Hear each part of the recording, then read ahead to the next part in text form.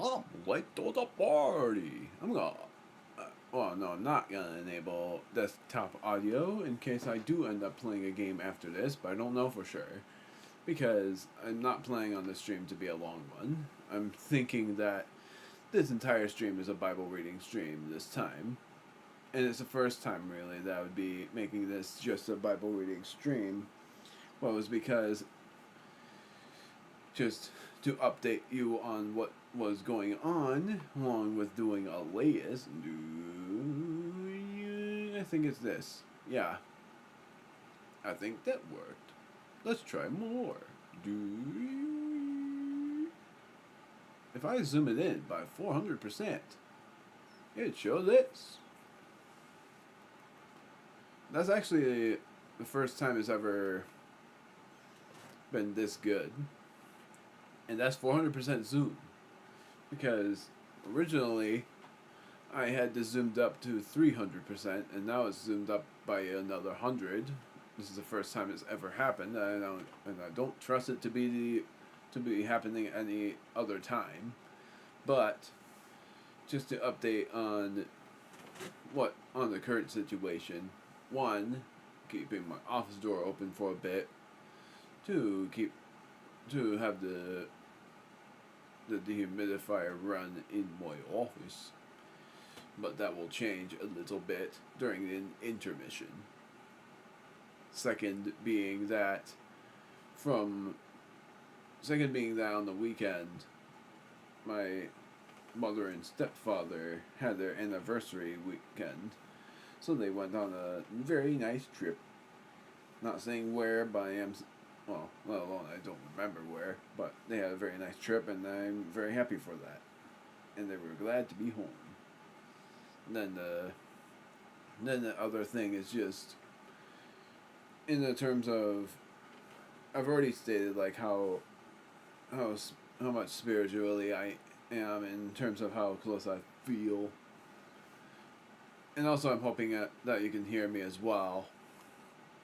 How close spiritually I am to God, or at least how close I feel like I am spiritually, let alone it's like negative feelings all the time, because I'm always afraid that I would have done something really bad, not knowing what, but I always feel like there is something that I've done that is bad, let alone when I hear about laziness, and I'm pretty sure that's what that is.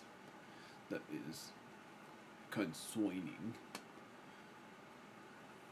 It's sort of funny because I've been thinking about making. I'm gonna change the zoom because it is so close to my face. Because I'm not super fond of. You already know this, but I'm not super fond of webcams. Never really have been. I was originally when I LP'd Super Mario Galaxy 2, but that stopped because I sort of lost the confidence, let alone hearing about what happens with webcams, but it's more like I just don't like using them. In case there ends up being some sort of mimicry going on that mimics people's faces, and I would hate mine to be copied. I would pretty much punch any mimicker of mine. Especially if they mock the Zardian thing that I have going on in my channel, and they try to mimic that and say, "Oh look, I'm a Zardian of fake. I am something that is very ugly." Because Zardians are not ugly. They are meant to be like the angelic beasts, basically. They're meant to be the beasts of holy origin. That's the main purpose for those guys. So I don't know how much I'm gonna be. I am gonna read 3 chapters first and then do an intermission after that. Might not share all that much, but I'll do my best. And there will be timestamps to show on all of that, and of course the thumbnail is the same. I finally updated my description, and just if I get copyrighted for anything, I will get that description back. for me saying that I don't own anything, but it felt like it got old, so I wanted to just delete all of that, let alone, I will say thumbnail will change when the thumbnail is not the same as what it will be. That's all because I have no inspirations for what the heck to draw for the certain games. Would have had the inspiration to draw the Mecha Chameleon thing, but even that inspiration's gone. Would have figured out what I would draw for certain games that stream LP, but I'm bad at drawing video game characters. I'm better at drawing my own. I suck at drawing 3D art, better at drawing 2D art, and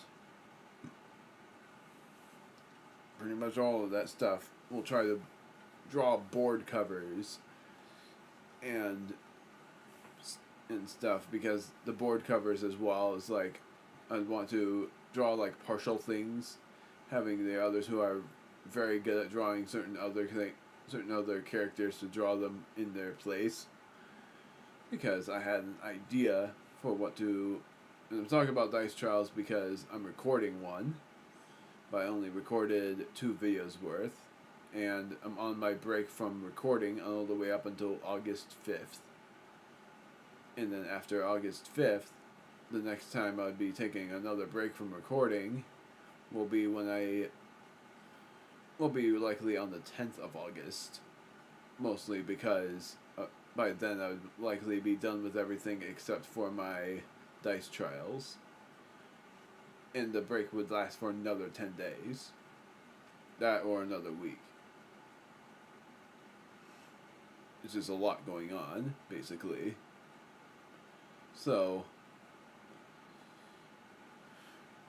with all of those updates done in 7 minutes no less, I'm going to read the first 3 chapters that is to be read here, take a break in between, and see what happens in the end.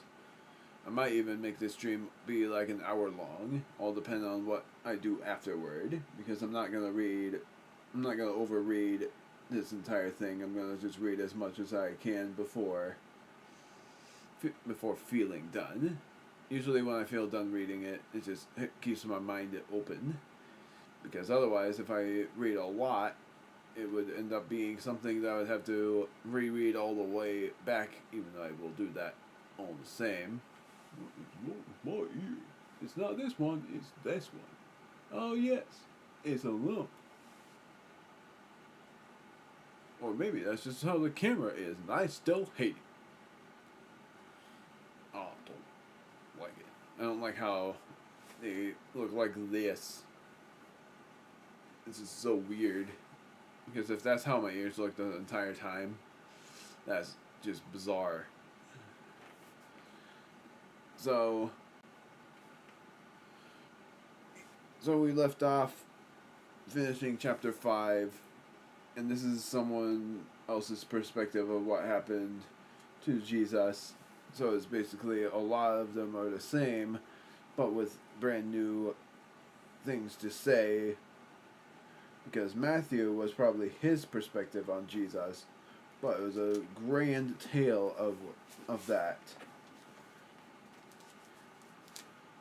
But Mark's is more summarized and shorter in the chapters.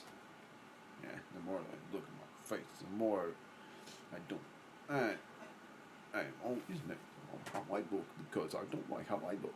Sometimes I wish I looked like how I imagined. But I honestly feel like my new look is gonna beat that and be something that I enjoy all the time.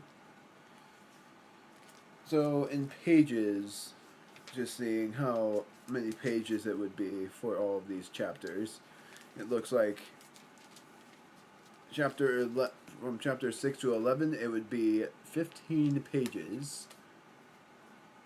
That's not bad.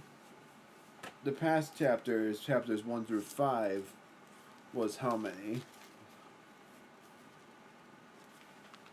Well, dang. I guess I'm wrong on that. It took me an hour to read 10 pages worth, so I'm in for a treat on that one.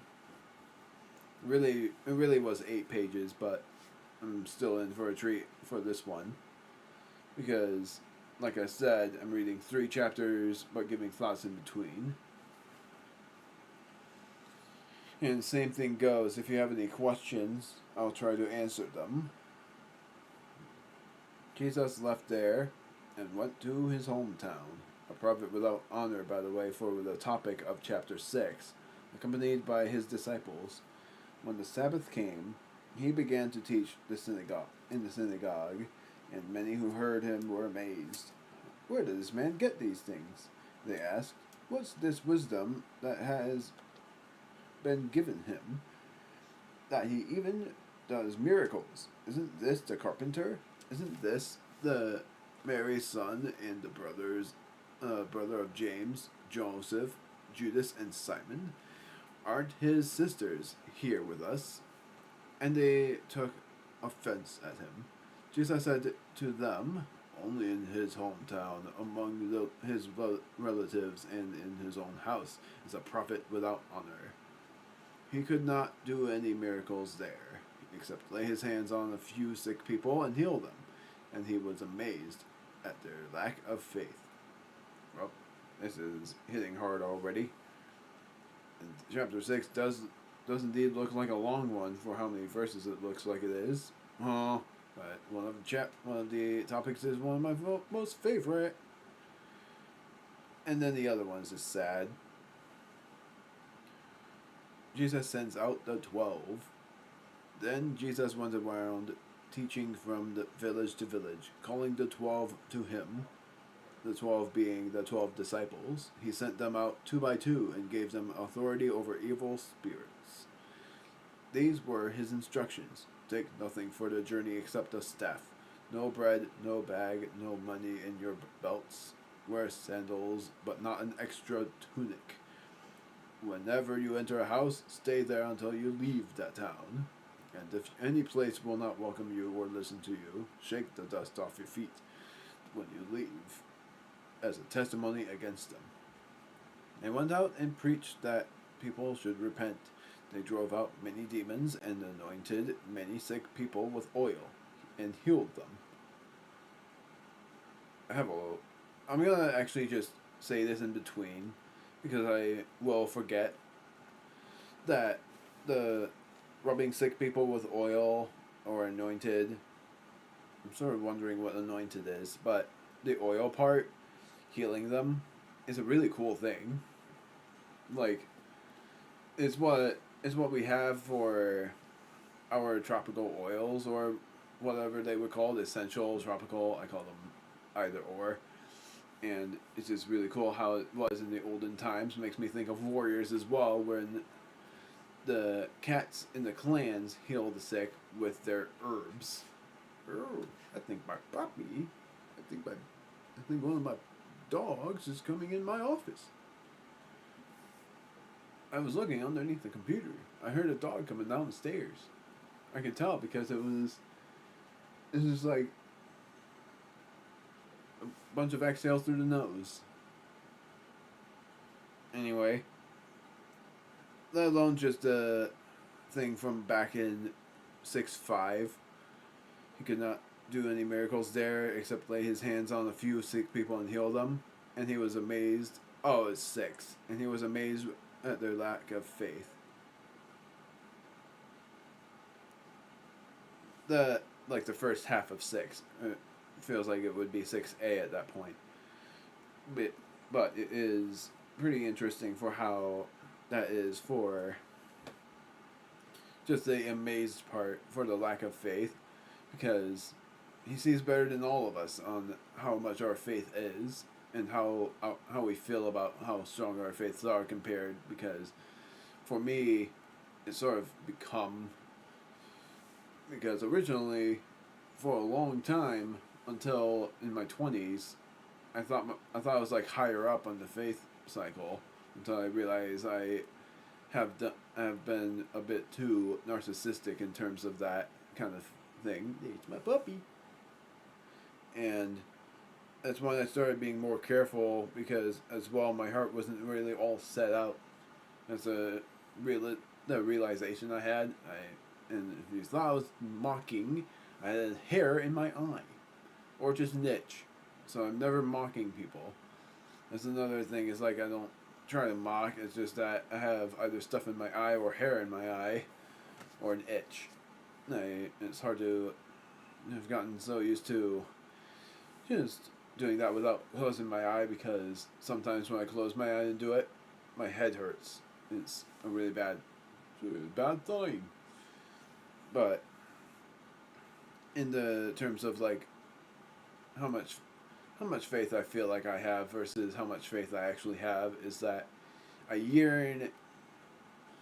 It's like trying. Not even as well when I try to find the right words. That also makes me fear that even trying to find the right words would mean that my faith isn't strong enough. But yet, it is. Just I'm not trying to be very narcissistic about my faith and just saying that I'm still fixing what has happened. But sometimes, when I feel like it's become a lot, I end up in the, and this is bad, well, it's only dependent, like, the friendship that has happened with a certain person, for instance, I started realizing that I was really just hopeful that there would be a chance on something that would never happen, and that got me realizing that my heart was sort of, it's not even like wayward in mind, but my heart was really just hoping that for a romantic relationship to try to finally move on from the one. But as well, my heart was really like saying a whole bunch, try to be slow on this and stop fidgeting and getting to the point, and saying I didn't really have a good motive. Like, it wasn't it wasn't like stalker vibes. It was more like I didn't have very good confidence, for one. People had avoided me for a long time, and it sort of dawned on me on the fact that I wasn't really all that proving of my faith. And I think, like, in my younger days, had the faith but didn't have the proof of that. Instead my proof of that, quoting, was not even good. It was more like yearning for a relationship with someone who didn't feel the same. And I kept on trying, and it got to the point where it got so old, but they stayed in hopes that I would have changed.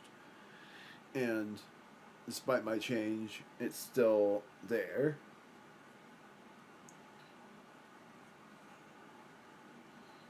It's why I hope that if I ever end up having kids, I'd tell them that if they ever have their relationships, like their first relationships, if it doesn't go well, that I hope they don't end up like I did for the many years it's been, ever since 10 years ago. Above that, I know, I'm just estimating. It's been pretty much half of my lifespan finally ending what I had started all of those years ago. Half of my lifespan and that kind of thing. I finally ended that, and now because of that I felt a little more fulfilled. Just that I can't really, and I'm sorry for like hurting future viewers on this, or even if that one viewer ends up being the friend I'm talking about. I'm sorry that it hurts, yet I'm trying to figure out what the right thing to say is. I'm trying to figure that out. And getting straight to the point, I'm gonna just say that I might as well say that I had messaged just two. Yeah, and I had a bit of a lisp there, but you probably understood that I didn't really have all that. I they thought of me as a good person. I didn't think of myself as a good person for a long time. And now every time I end up talking to that person, those memories come back and haunts me every time. And eventually, when I ended it for, if I ended, when I ended it, those thoughts no longer came. They vanished, and that gave me some sort of legendary dreams. Let alone finally, and I hope that's a finally thing. That finally I will no longer have the dreams of someone that I had originally yearned to be in a relationship for all those years, and my heart will no longer have that obstacle blocking, like that wall that had blocked my path for the longest time. I just gotta try to now stop thinking about relationships and think about where the next path leads me. That's why I haven't dreamt of about my. That's why I haven't prayed about myself for a long time. Is also because all of my prayers about myself has been about romantic things. It's why I've always prayed for other people, because everything about myself is that it's always about. It's always me asking, where's the right person for me, or when am I gonna get it? And now because of me having not prayed about myself, it's just I always feel like when I do, it's gonna lessen the opportunity of being where God is, where Jesus' Father is, Holy Father, where the Holy Father is. And when I pray about other people, it actually just feels better, like how I end up praying for my family, my neighbors, and the friends that I haven't seen in years. And I even do that possibility that I don't think I'll ever see them again, because they live so far away, and I'm not confident enough, and very likely will never be confident enough to travel to other states to see them. And only a few of them still live here. The That's the hardest part, is that at the moment many people don't like Michigan, and that's where I live. But I don't want to move because our waters is one of the like one of our states is the only probably is the only state that, because of the 1% fresh water deal, is the only state that had or we have great waters from the tap, from the fridge too.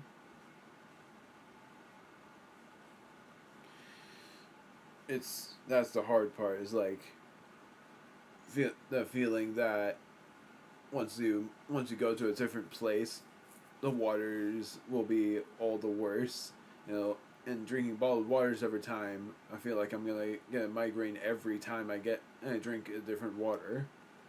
Is how bad it is. Is how bad I feel like the taste is as well. Don't like them all that much.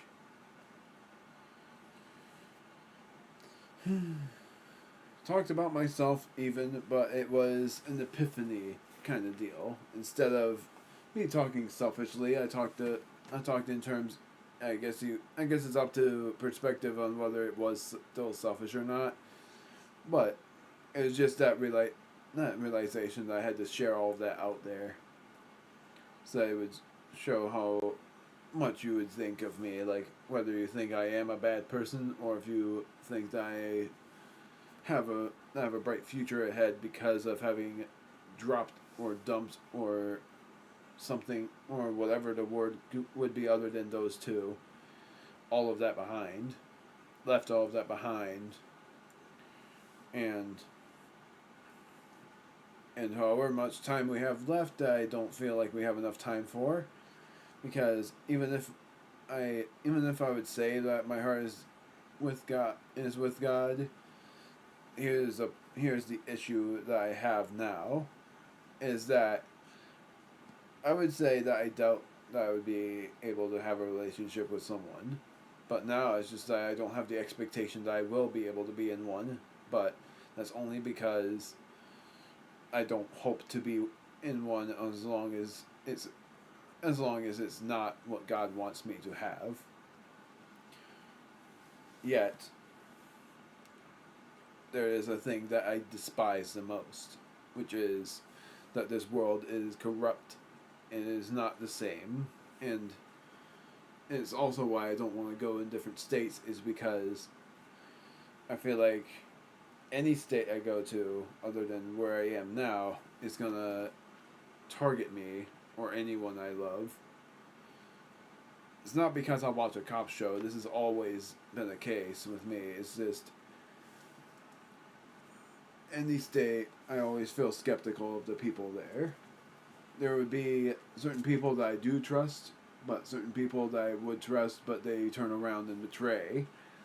But it's also because I've had a lot of fakes following me that lessened my trust in anybody. Except for the ones I've met in person, that ups my trust a little bit. But especially in church groups. Because they are Christians, and if they go to, and of course if they go to church for that purpose, that is the best thing to trust. But if anybody just goes to a place to assassinate anybody, even inside a holy place, it leaves my guard up. It raises the guardianship that I have, willing to protect anything, my family, anything, meaning like anyone and any great thing in this world that remains. Except for, it's like now I just want to know how much of God's creations are left. The trees are God's creations. The grass is God's creation. The snow is God's creation. Water is. And the rocks, there's no new rocks. They've always been the same.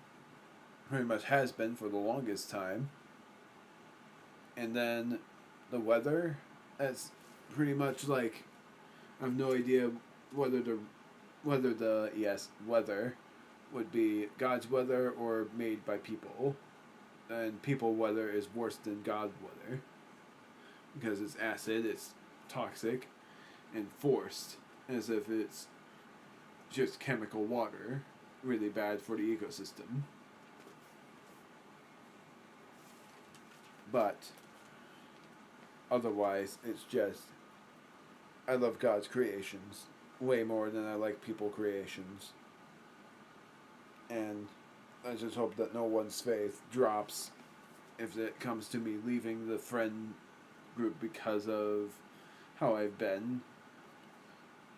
And if it does, I would be very sad.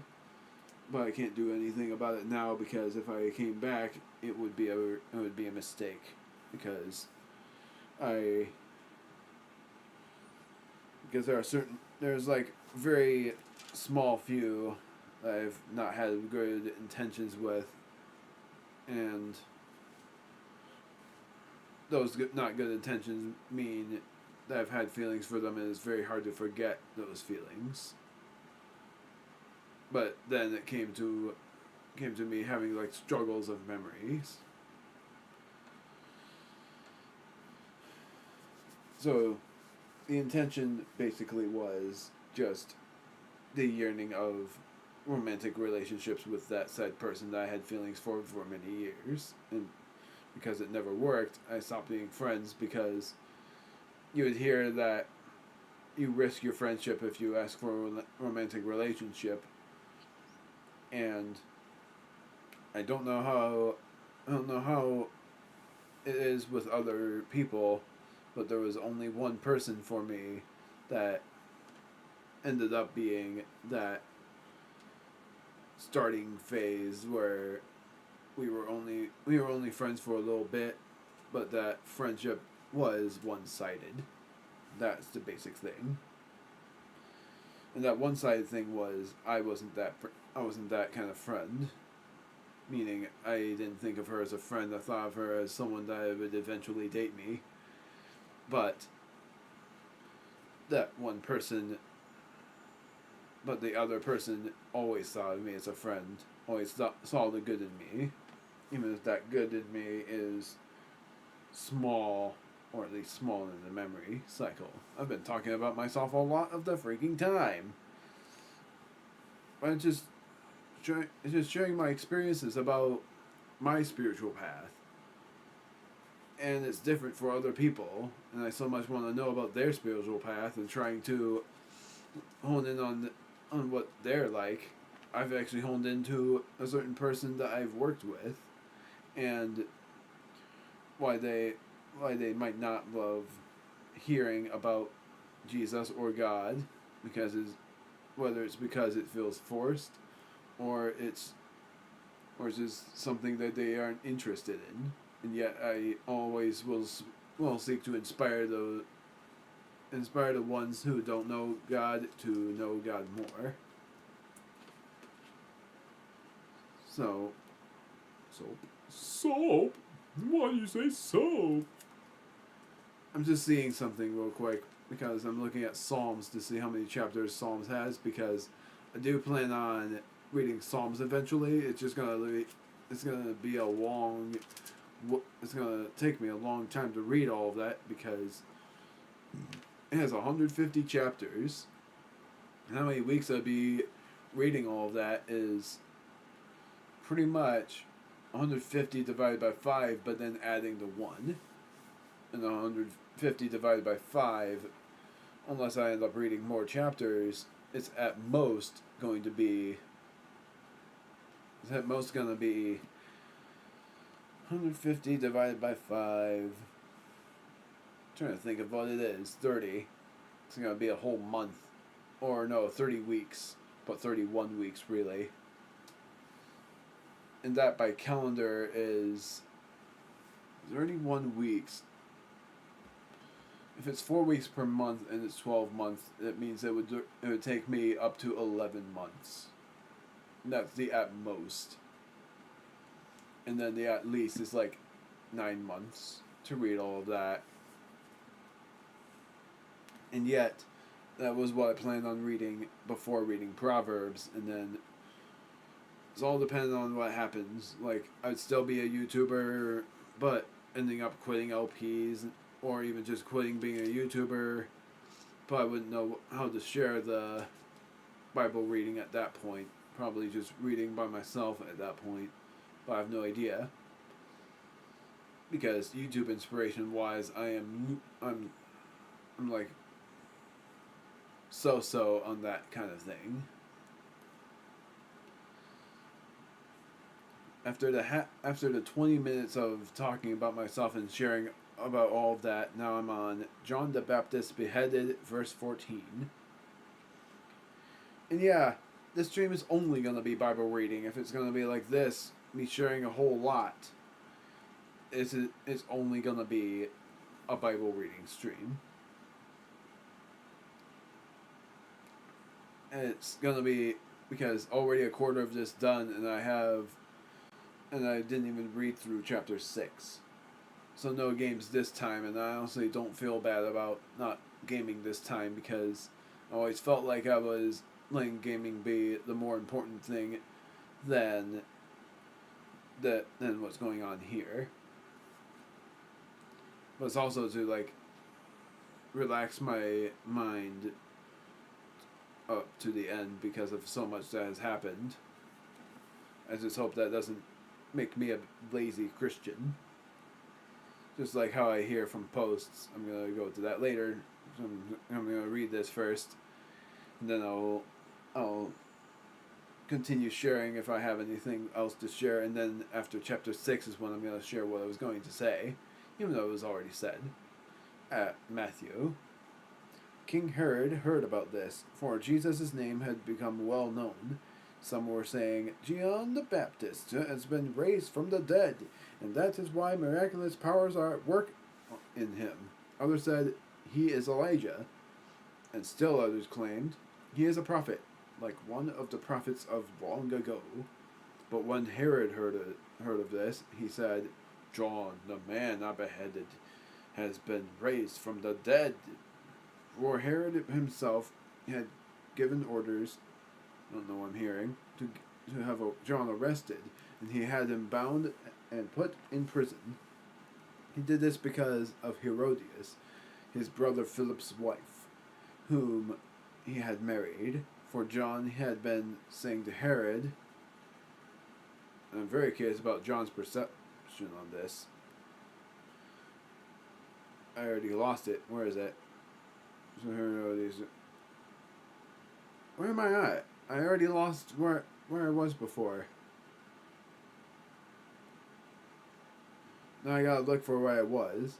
I've been saying to Herod, it is not lawful for you to have your brother's wife. I found it. Now I'm on verse 19. So Herodias nursed a grudge against John. Yeah, this is something I'm going to share after this.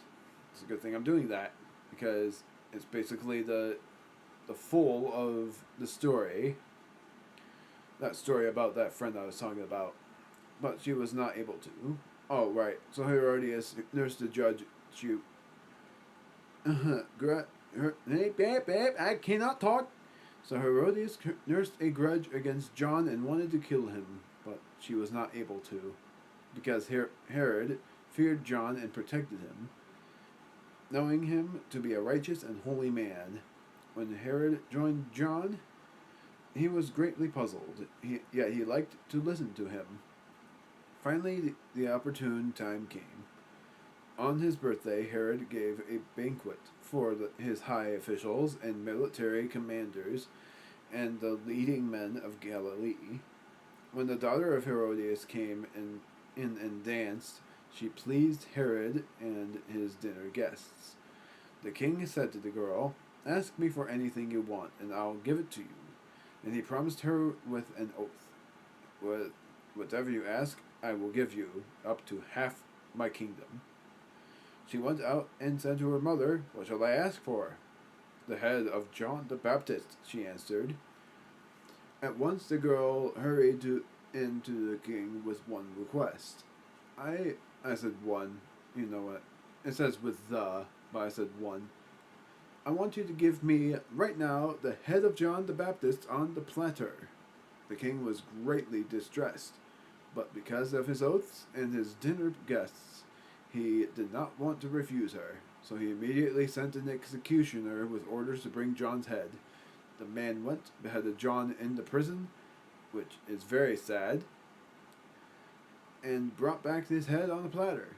He presented it to the girl, and she gave it to her mother. On hearing this, John's disciples came and took his body and laid it in a tomb. This is going to be so sad for John, because of that perceptive of John. Yeah, this is the end of that topic.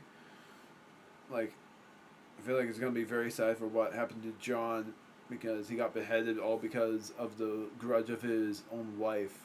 This really sucks. Oh, no, the wife of Philip. Still, very sad that John would have been... Oh, John the Baptist. Because she thought that he was some phantom or something.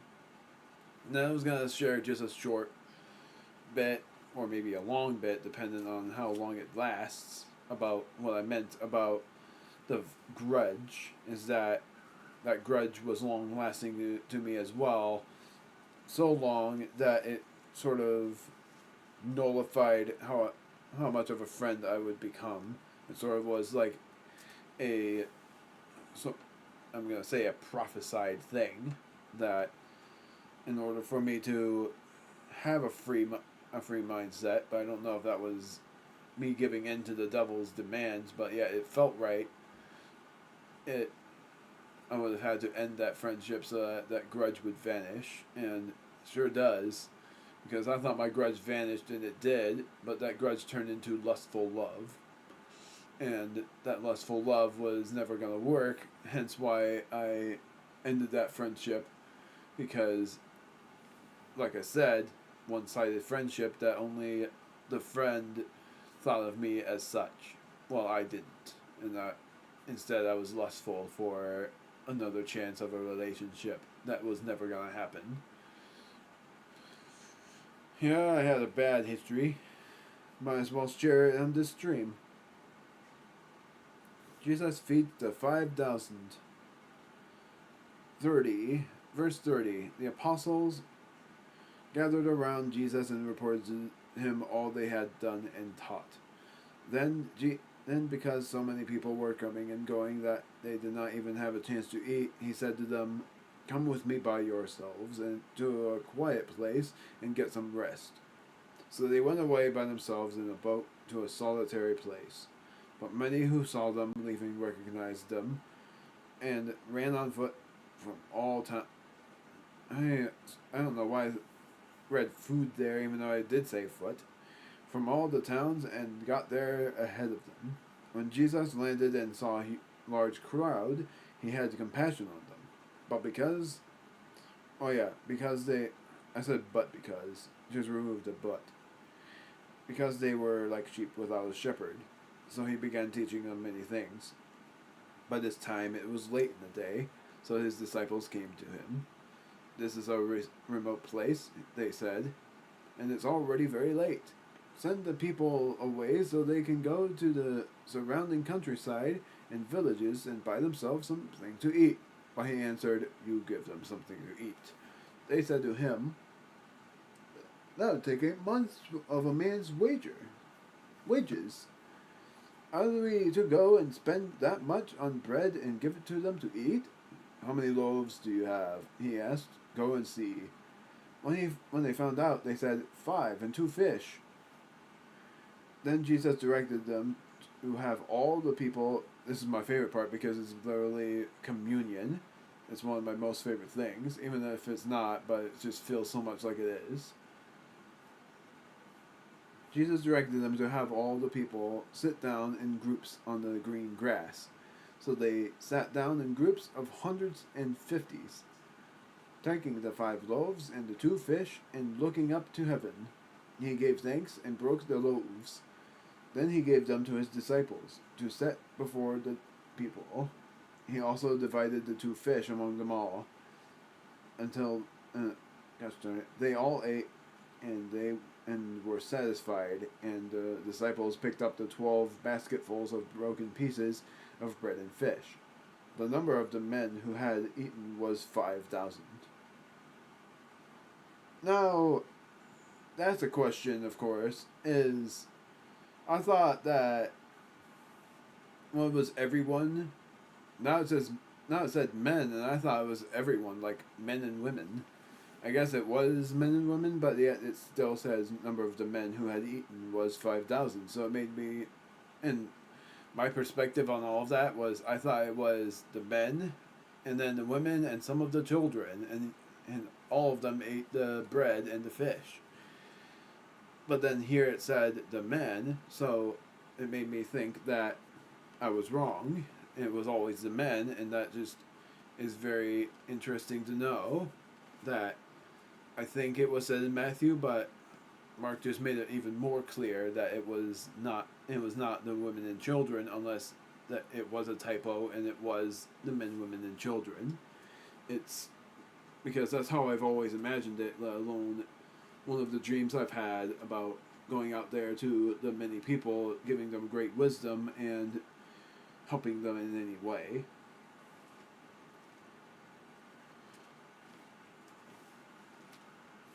Final topic of chapter 6. Verse 45, Jesus walks on the water. One of my most favorite ones. Because that's one of my most memorable parts of Jesus. I think I even remembered that more than the death of Jesus, even though really I just remembered both. But the part of him walking on water has always been in my mind, way more than the death, because I always feel sad about Jesus' death on the cross. But yet it's perfect. But yet it was the greatest. It was the greatest. I don't want to say sacrifice either. It feels so bad to say, because he did it for our sins, and that is the best part, is that he did it for all of our sins. And even if some would feel, or maybe just me would feel, that my sins are trying to haunt me, I always think of God and those sins wither away however long it lasts. It can be minutes, hours, or days, and they would be gone. But whenever they come back and then I think about God, those sins wither away once again. I always will repent over the sins of having grudged and lusts and wayward mindsets over the one person, and will always try to follow in God's footsteps. Or will always try to follow in God's own, follow God's heart, follow God's path, all the way up to the door and the curtain, or both. The curtain first and then the door. I will always feel inspired to follow him. Immediately, Jesus made his disciples get into the boat and go on ahead of him to Bethsaida. While he dismissed the crowd, after leaving them, he went up on the mountainside to pray. When evening came, the boat was in the middle of the lake, and he was alone on land. He saw the disciples straining at the oars. I think I said that twice, because the wind was against them. About the fourth watch of the night, he went out to them, walking on the lake. He was about to pass by them, but when they saw him walking on the lake, they thought he was a ghost. They cried out because they all saw him and were terrified. Immediately he spoke to them and said, "Take courage, it is I, don't be afraid." Then he climbed into the boat with them, and the wind died down. They were completely amazed, for they had not understood about the loaves. Their hearts were hardened. When they had crossed over, they landed at, now I'm going to try to pronounce this right, Gennesaret, and anchored there. As soon as they got out of the boat, people recognized Jesus. They ran throughout the whole region and carried the sick on mats to wherever they heard he was, and wherever he went, into villages, towns, or countryside, they placed the sick in the marketplaces. They begged him to let them touch even the edge of his cloak, and all who touched him were healed. I always love the Jesus walks on water one, because it's all in good faith that he would be able to walk in the stormy waters to calm the storms, and I would imagine myself as one of those people that would be terrified, and yet I'd probably be terrified if I saw him ahead of me and I would pretty much stand still quivering. I still imagine that. Imagining seeing him across and I wouldn't recognize until he approaches. I'd just be shaking and yet approaching with the confidence that he will guide me through. It's the same for him walking on water. It's just an amazing thought process. Chapter 7. Because I said that once I read up to chapter 9, now I'm thinking I might take an intermission after chapter 7 because I'm already feeling parched. But how many pages is chapter 7? The same thing? No, just a bit shorter. And then chapter 8 is how many pages? It doesn't matter because the thought processes are long too. I'm just seeing it. Yeah, chapter 9 is where I'm gonna...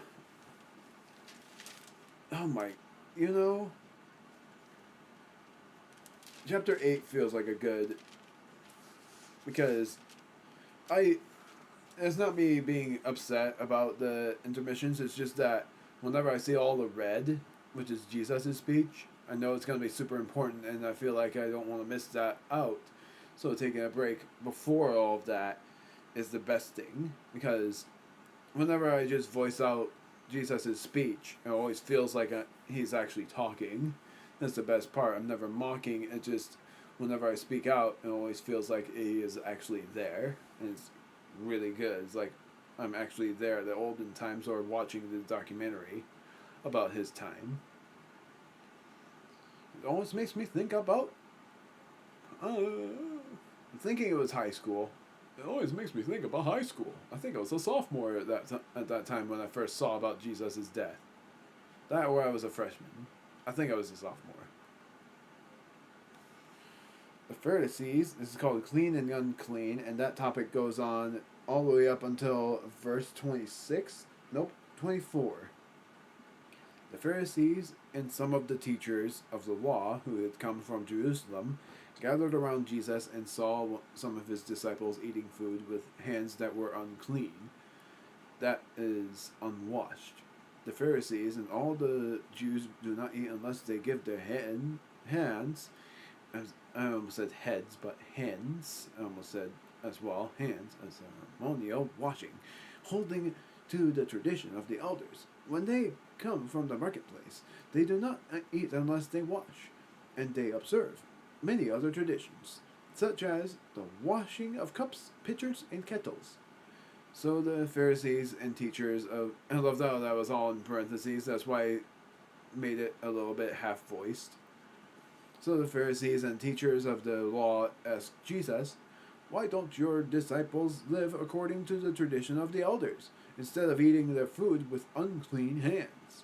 He replied, "Isaiah was right when he prophesied about you hypocrites, as it is written, 'These people honor me with their lips, but their hearts are far from me. They worship me in vain. Their teachings are but rules taught by men. And you have let go of the commands of God and are holding on to the traditions of men.' And he said to them, 'You have a fine way of setting aside the commands of God in order to observe your own traditions. For Moses said, "Honor your father and your mother, and anyone who curses his father or mother must be put to death. But you say that if a man says to his father or mother, whatever help you might otherwise have received from me is korban," that's what I think it's called, that is a gift devoted to God, then you no longer let him do anything for his father or mother. Thus you nullify the word of God by your tradition that you have handed down. And you do many things like that. After, again, Jesus called the crowd to him and said, "Listen to me, everyone, and understand this. Nothing outside a man can make him unclean by going into him. Rather, it is what comes out of a man that makes him unclean." After he had left the crowd and entered the house, his disciples asked him about his parable. "Are you so dull?" he asked. "Don't you see that nothing that enters a man from the outside can make him unclean? For it doesn't go into his heart, but into his stomach, and then out of his body." In saying this, Jesus declared all foods clean. He went on, "What comes out of a man is what makes him unclean. For from within, out of men's hearts, come evil thoughts, sexual immorality, theft, murder, adultery, greed, malice, deceit, lewdness, envy, slander, arrogance, and folly. All these evils come from inside and make a man unclean." In terms of sharing that, because that was the end of the clean and unclean topic, I would say that I'm a bit of both. Or really, can I say that? Because if I say I'm a bit of both, I really am just an unclean kind of person then. Because the thing I have, or really had, or just stopped doing but probably still have, is I don't have the immorality. That's why I meant that instead of immortality, because that's what I thought it said. Theft, I don't know if I've ever had that become the case on my part.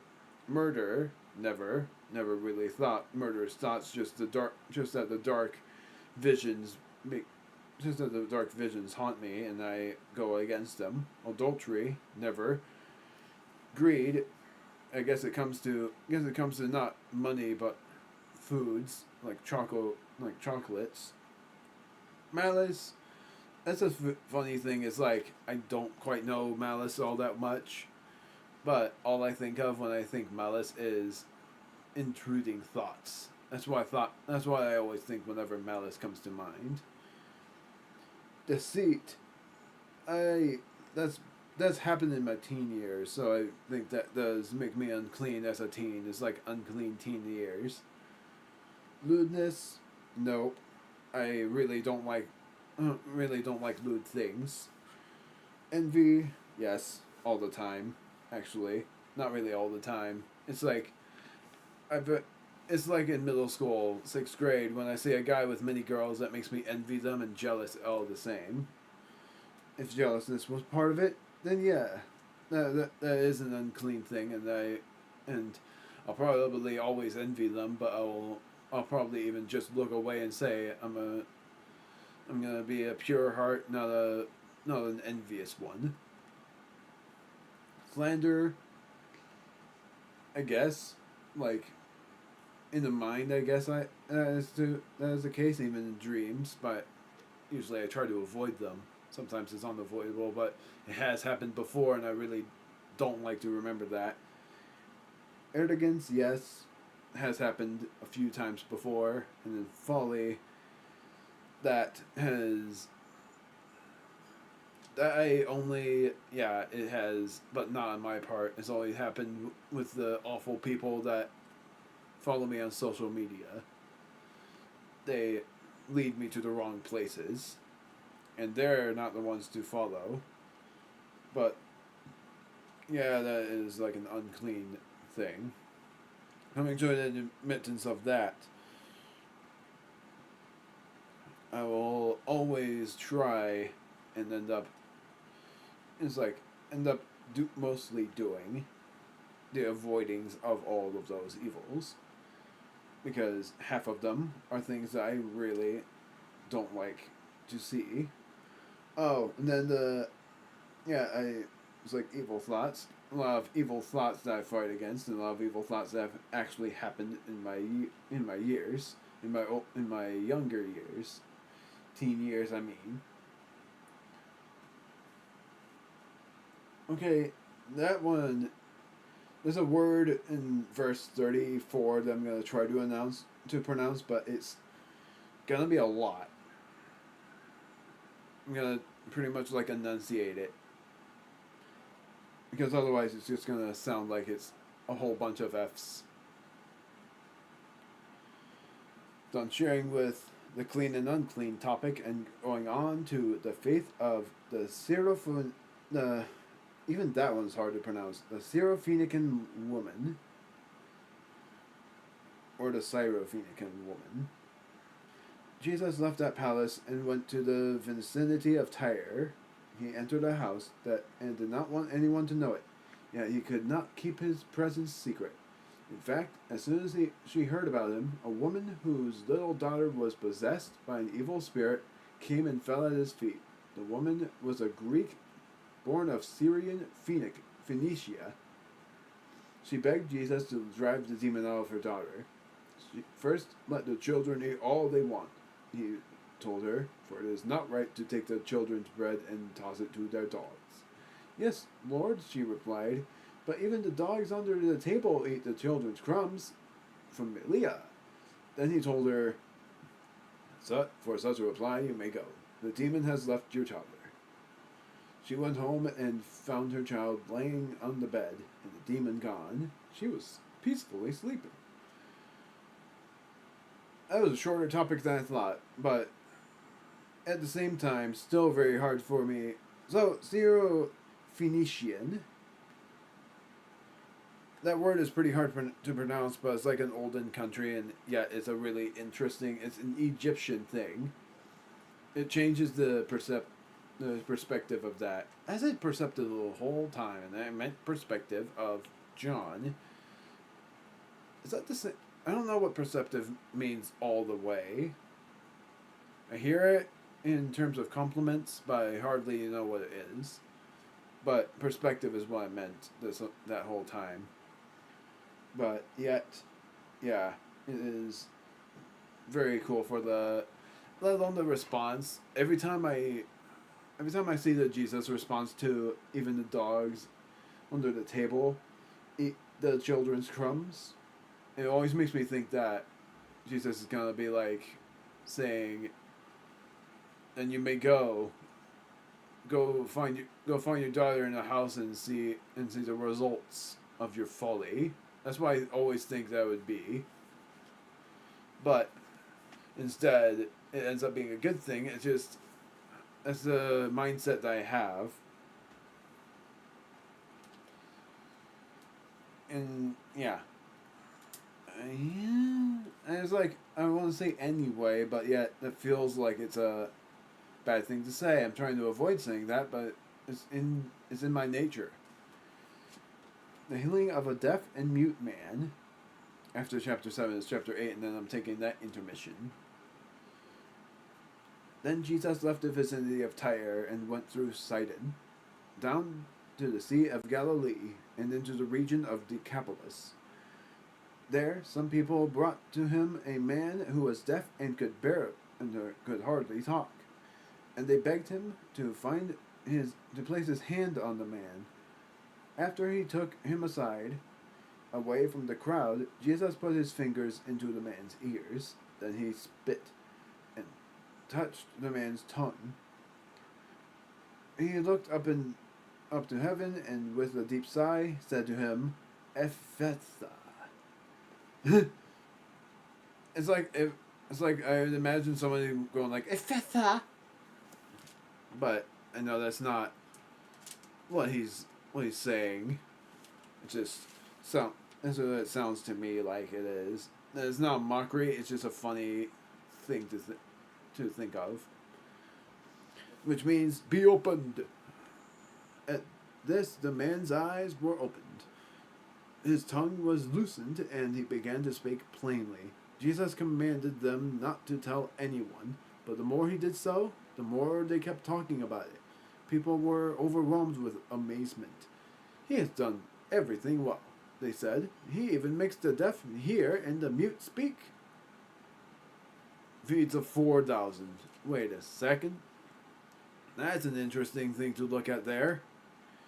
Because first was Jesus feeds the 5,000 in chapter 6, and now it's become Jesus feeds the 4,000. I think it's because it's another country, so it makes a lot more sense thinking about it than I originally thought. And I think the other 1,000, if it's what I'm thinking, had committed to folly and left. I think.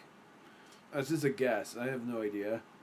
I'm just going to stick to the main guess that it was another country. But, yep, another kind of thing there where many people have just talked about God when he didn't want that, and if it did appear as a mockery, that I thought that the Ephphatha is a funny thing. It's a funny phrase. I'm sorry for that, but it just is very funny. Whenever I think of it, I always think it also makes me imagine like all of my montage parts for when I just do that to be silly, not knowing it was an actual thing that Jesus says for be opened. I just do it and it's like a it's almost like a sneeze, actually. Well, at least some people would sneeze like that.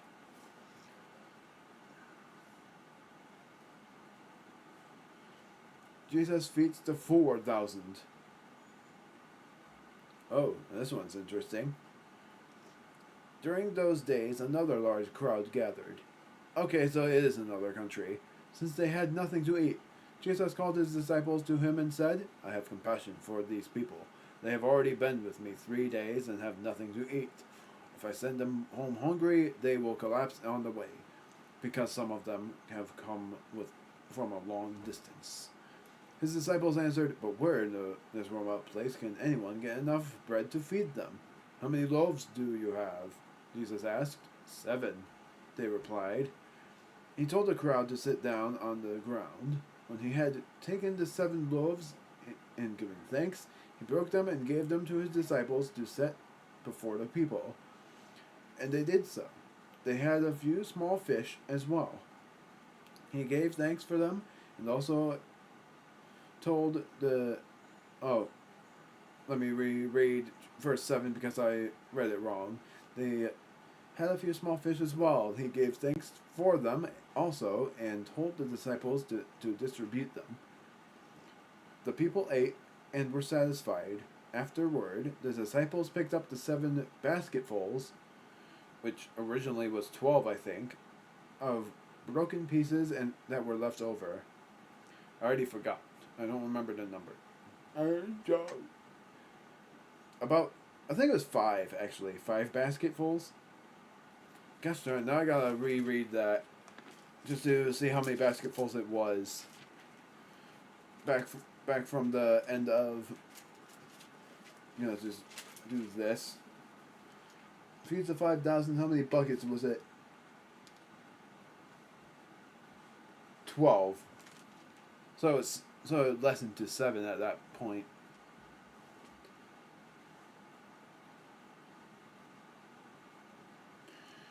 Yes. Alright. So 7 they replied, going all the way back to 7 basketfuls. It's on verse 9. About 4,000 men were present, and having sent them away, he got into the boat with his disciples and went to the region of Dalmanutha. Dalmanutha, right? Is that how you pronounce it? The Pharisees came and began to question Jesus. To test him, they asked him for a sign from heaven. He sighed deeply and said, "Why does this generation ask for a miraculous sign? To tell you the truth, no sign will be given to it." Then he left them, got back into the boat, and crossed to the other side. This just makes me think of Gideon because I haven't read it, but I have watched the VeggieTales version of it to understand a lot. That, and it's like, I always think of that angel song that goes like, "You always want a sign." I want to say thank the Lord that He has patience, but you sure are testing mine. Something like that. It was a rhyme, but I just don't remember what it was. What it was by the song. But it just made me think of that about saying, why does this generation need a miraculous sign? There's none. None will be given. It just makes me think of that really cool, connection there. But then I just am so curious about the basketfuls, because not by greed of any means, but it was 12 when it was 5 loaves and some fish. I think it was because the fish was less than before, and that's why it ended up being, or it was different, and it ended up being like they ate a lot more. They were hungrier, so they ate a lot more, and that's why there were 7 left over when there were 7 loaves. When originally it would probably be, if multiplied in the right way, it would be about 15 if it was 7 loaves. But it was a very merciful kind of thing, and I'm really happy for it. The yeast of the Pharisees and Herod, verse 14. The disciples had forgotten to bring bread, except for 1 loaf they had with them in the boat.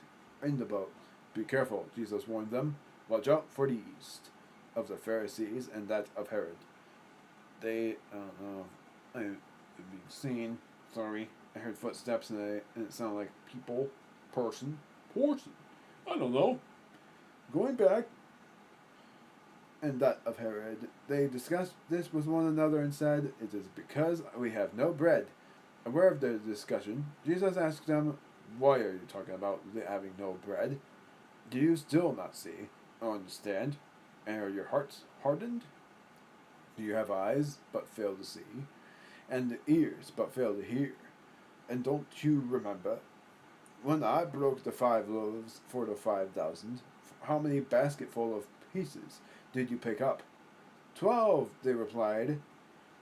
"And when I broke the 7 loaves for the 4,000, how many basketfuls of pieces did you pick up?" They answered, 7. He said to them, "Do you still not understand?" That's a familiar thing from Matthew for all of that kind of perspectives of the yeast and of the Pharisees and that of Herod. I This one I don't have much to share about, but it's like I sort of think that it's like no such thing as forgetting, and that if you did forget, then you're then that would mean that was like leading to what would happen if you forgot about Jesus all of a sudden. What would happen if you forgot about his word and end up spoiling the secret? That's sort of the perspective, but I don't know if that was the reason behind it. It just sort of felt that way. The healing of a blind man of Bethsaida. They came to Bethsaida, and some people brought a blind man and begged Jesus to touch him. He took the blind man, I remember this part actually, by the hand and led him outside the village. When he had spit on the man's eyes, okay, I was wrong about how that went, and put his hands on him, Jesus asked, do you see anything? He looked up and said, I see people. They look like trees walking around. Once more Jesus put his hands on the man's eyes. Then his eyes were opened, his sight was restored, and he saw everything clearly. Jesus sent him home saying, don't go into the village. Can I just share this perspective that it's sort of funny to think of, that imagine that I can see everything without my glasses at long last, but not with contacts, just without my glasses, because every time I look at my face with glasses, it reminds me of my past griefs, but then when I look at my face without glasses, did I say that twice? I hope not, because I said with for these, but without, I always think that this is not a narcissistic thought, but it's always like, I always end up like, I guess you can call it narcissistic if I end up saying that I like how I look without glasses, but it's like it's like I always think of myself as one of God's men whenever I don't have glasses on. One of the ones who follows Jesus and ends up seeing what he does and being admired by all of it. That's why I think of in that kind of perspective. But as well, I will say I like myself more without glasses on how I look, because whenever I think of myself without glasses, it just ends up making me feel cooler, but also I'll just say it. This is a selfish thing, and I might as well just share my selfishness real quick before continuing. That without glasses, I feel like I am handsomer than with. But yet I don't want contacts because I'm just I guess I'm just afraid to use them. Afraid that I would forget them and that it would hurt my eyes, and every eye hurt that I have hurts my head, that kind of thing. But it was like I would be adjusted to them. I'd have loved to have the contact lenses that even changes my eye color, but I don't even. It's like if I had that, it would be like I want the eye color to be like a clear brown instead of a brown that is hard to see unless you look closer. It would be like a clear brown that you can see from a few feet away. Not very far, but it would be like a cool brown anyway. Like a lion's eye, basically. I just always think of, I don't know. It's how I've always imagined myself in those heroic journeys that I imagine myself on without glasses. And even if it's not heroic, just imagining being able to finally see without glasses is a free feeling. I will no longer have the squeeze and having to remember to wear my glasses every time, and let alone being able to swim without even worrying about my glasses being off, because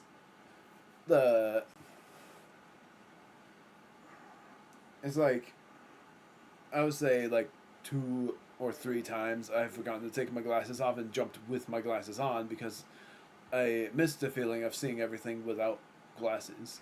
Let alone being able to recognize faces, because it's that hard to see without glasses that I cannot figure out who the people are until they reach like maybe 2 feet of me so that I would recognize them. Otherwise, I squint like this, and it's still very hard to see them. Let alone the sun, that part too. I just love to see and recognize people with glasses. That is also my ultimate yearning, but it's also like that will happen, definitely.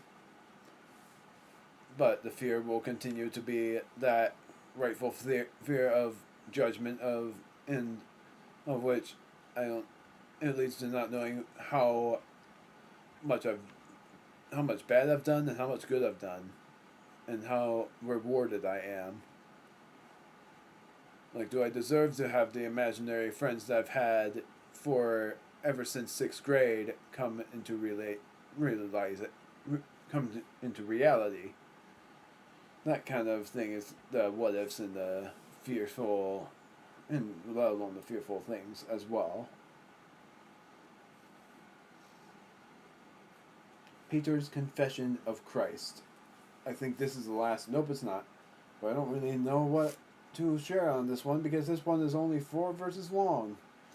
Jesus and his disciples went on to the villages around Caesarea Philippi.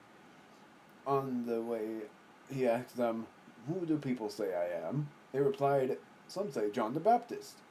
Others say Elijah, and still others one of the prophets." "But what about you?" he asked. "Who do you say I am?" Peter answered, "You are the Christ." Jesus warned them not to tell anyone about him. And then what happens? He then began, this is Jesus predicts his death.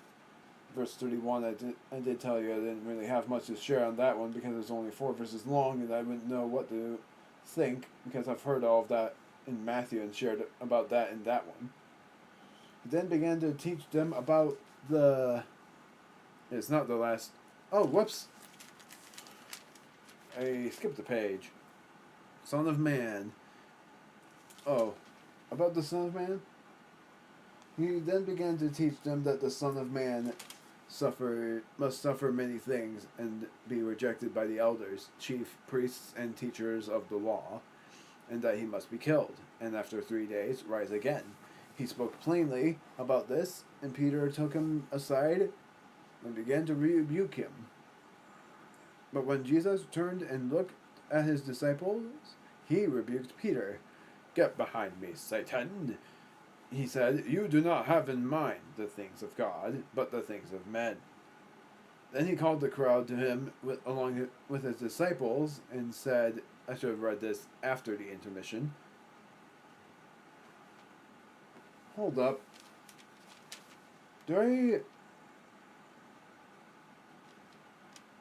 Yeah, I will read chapter 9 after the intermission. "If anyone would come after me, he must deny himself and take up his cross and follow me. For whoever wants to save his life will lose it, but whoever loses his life for me and for the gospel will save it. What good is it for man to gain the whole world, yet forfeit his soul? Or what can a man give in exchange for his soul? If anyone is ashamed of me and my words in this adulterous and sinful generation, the Son of Man will be ashamed of him, and when he comes in his Father's glory with the holy angels." And then chapter 9, but only reading up to the Transfiguration, which is after verse 1. "And he said to them, I will tell you the truth. Some who are standing here will not taste death before they see the kingdom of God come." Yeah, I'm going to be done after this topic, and then I'll take an intermission for now. Sorry, let me do that again. "And he said to them, I will tell you the truth. Some who are standing here will not taste death before they see the kingdom of God come with power." The sharing on that topic it is a lot the same as it was in Matthew, but still very impactful for what ends up happening for the prediction of God's death, or Jesus' death, because God doesn't die. Jesus is, unless Jesus is God, but I always believe Jesus is the Son of God. Hence the fact that I always believe that Jesus is the key to God. If I believed in Jesus being multiple things, the most of what I believed in Jesus being is the Son of God and the holy. It's like the King of all kings, the best ruler, the son of the greatest creator who that us Christians will know for eternity. So now I'm gonna take the intermission because I am feeling rather parched, but I'll be back, and I will say that I will not be gaming. I'm just gonna be doing this stream, and then I'll end it after I have read all the way up to chapter 11. But what an experience so far. I'm enjoying this a lot.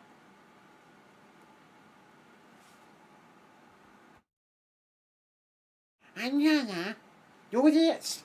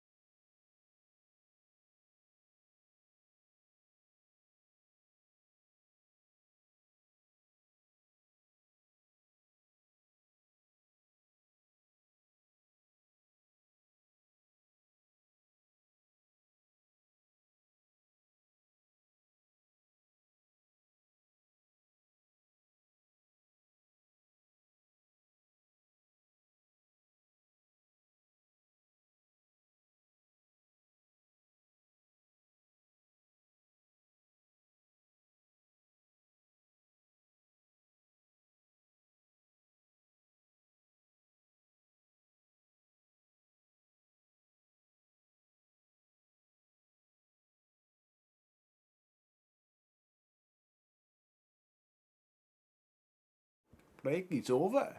But I'm still gonna do the timestamp, which is latest. It took me almost 15 minutes. Needed that break because my office is hot. 1:35:40, or 1:35:30, not 40.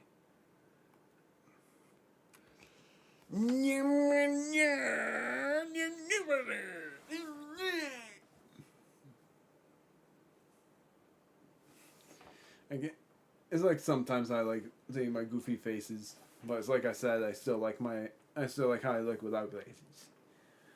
Just that, like I said, not very fond of the feeling of being without glasses and with contacts. I will be fond of seeing without them, just not having to wear contacts. Being able to recognize people. Going on, how many more pages? 6? Yes. 6 more pages. So it's gonna be 1, 2, 3 page turns. That's not bad. Let's go on and see how much more sharing I have. I chose correctly on not playing a game after this.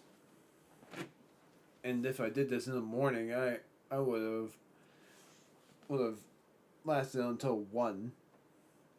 Because if I started at 10, it would have probably lasted until 1 anyways, or noon.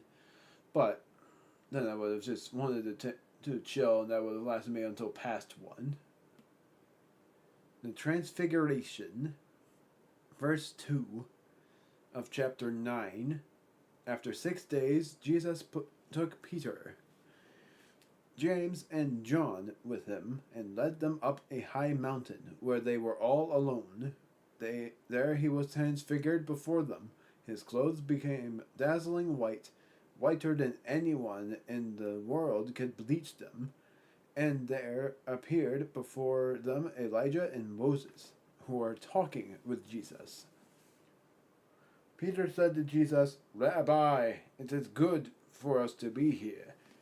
Let us put up 3 shelters, one for you, one for Moses, and one for Elijah." Oh goodness, I have something to share about that already. He did not know what to say. They were so frightened.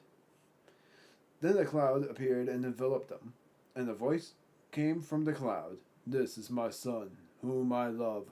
Listen to him." Suddenly, when they looked around, they no longer saw anyone with them except Jesus.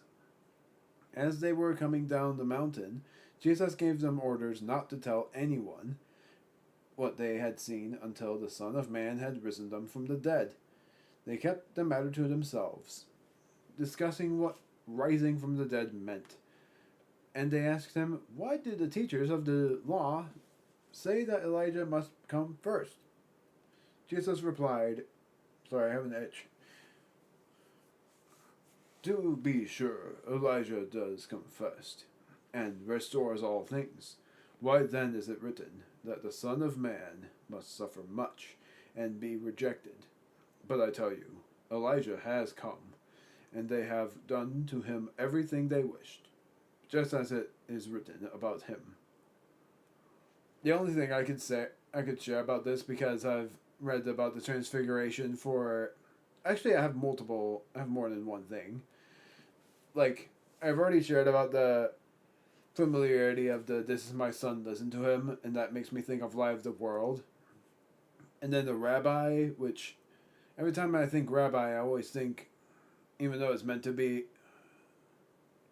I always wonder, is rabbi like something that is said in a familiar name, or is it like, or rabbi in terms of like white cloth, and that's why it's called rabbi, is because as well most rabbits are white, and that's why he would say rabbi. But that's just a question I've always had, even though I think they've already transcribed it, but the question always remains. Even if I've already known it, it just always becomes one.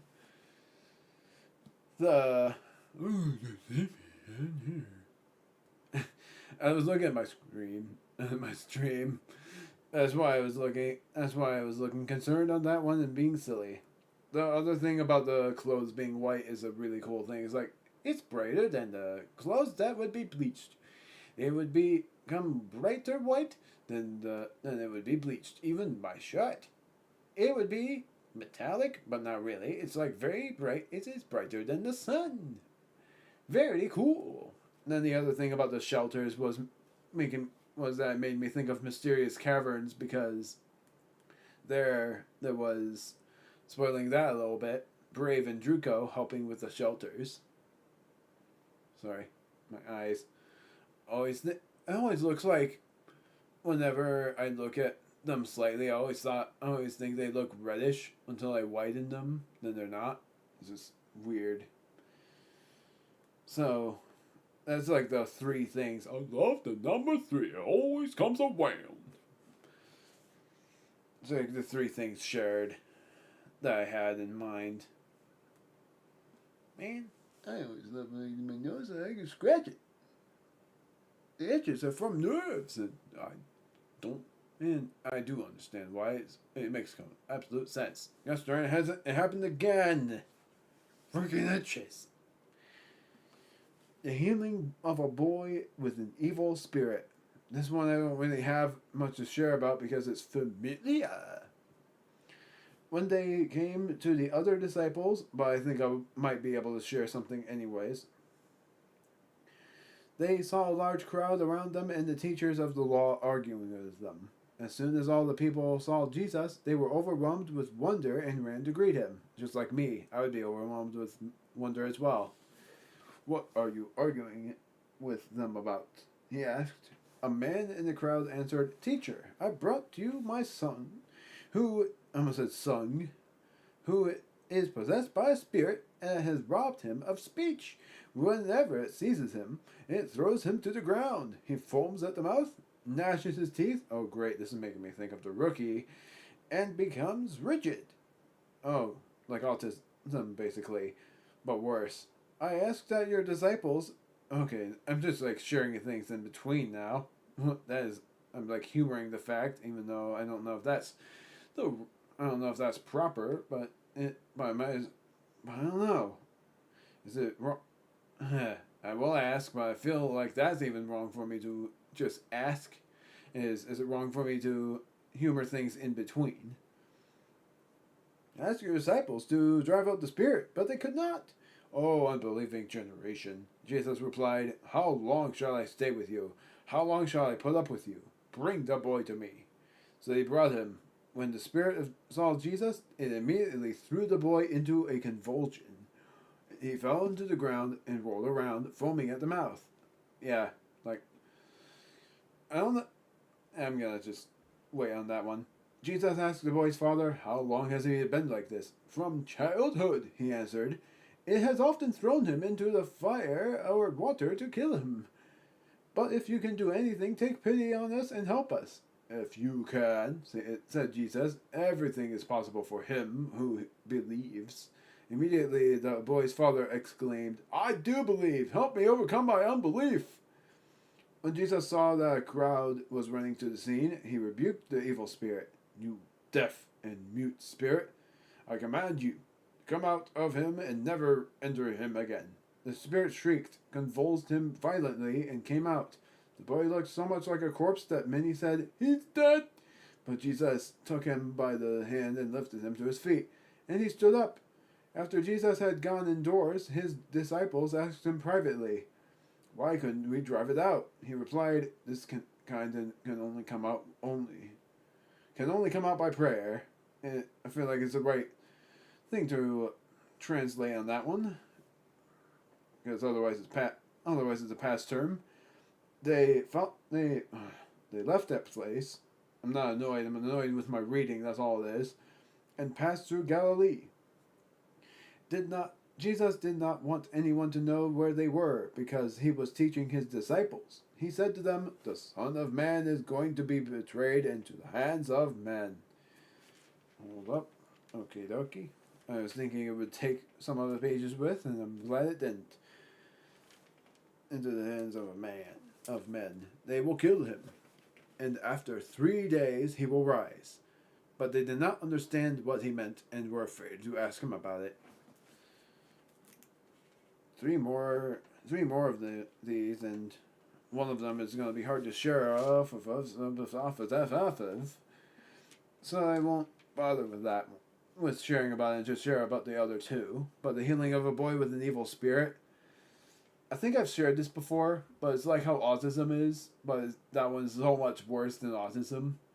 When it's like convulsion and stuff. I always wonder if people would see autistic people as evil because of how they are, because of how autistic people can be like crazy enough to, and if some can't speak, then they instead flail around and run around like crazy. I used to be that way, or at least I used to be like that kind who tries to speak but ends up like I was taped by the mouth, but really it was autism. And yeah, I always believed that, but otherwise was said that the age was 7, and I don't like this generation of this world who thinks 6-7 is funny, because I hate it. I don't hate the people, but I hate the generation that think that 6-7 is funny.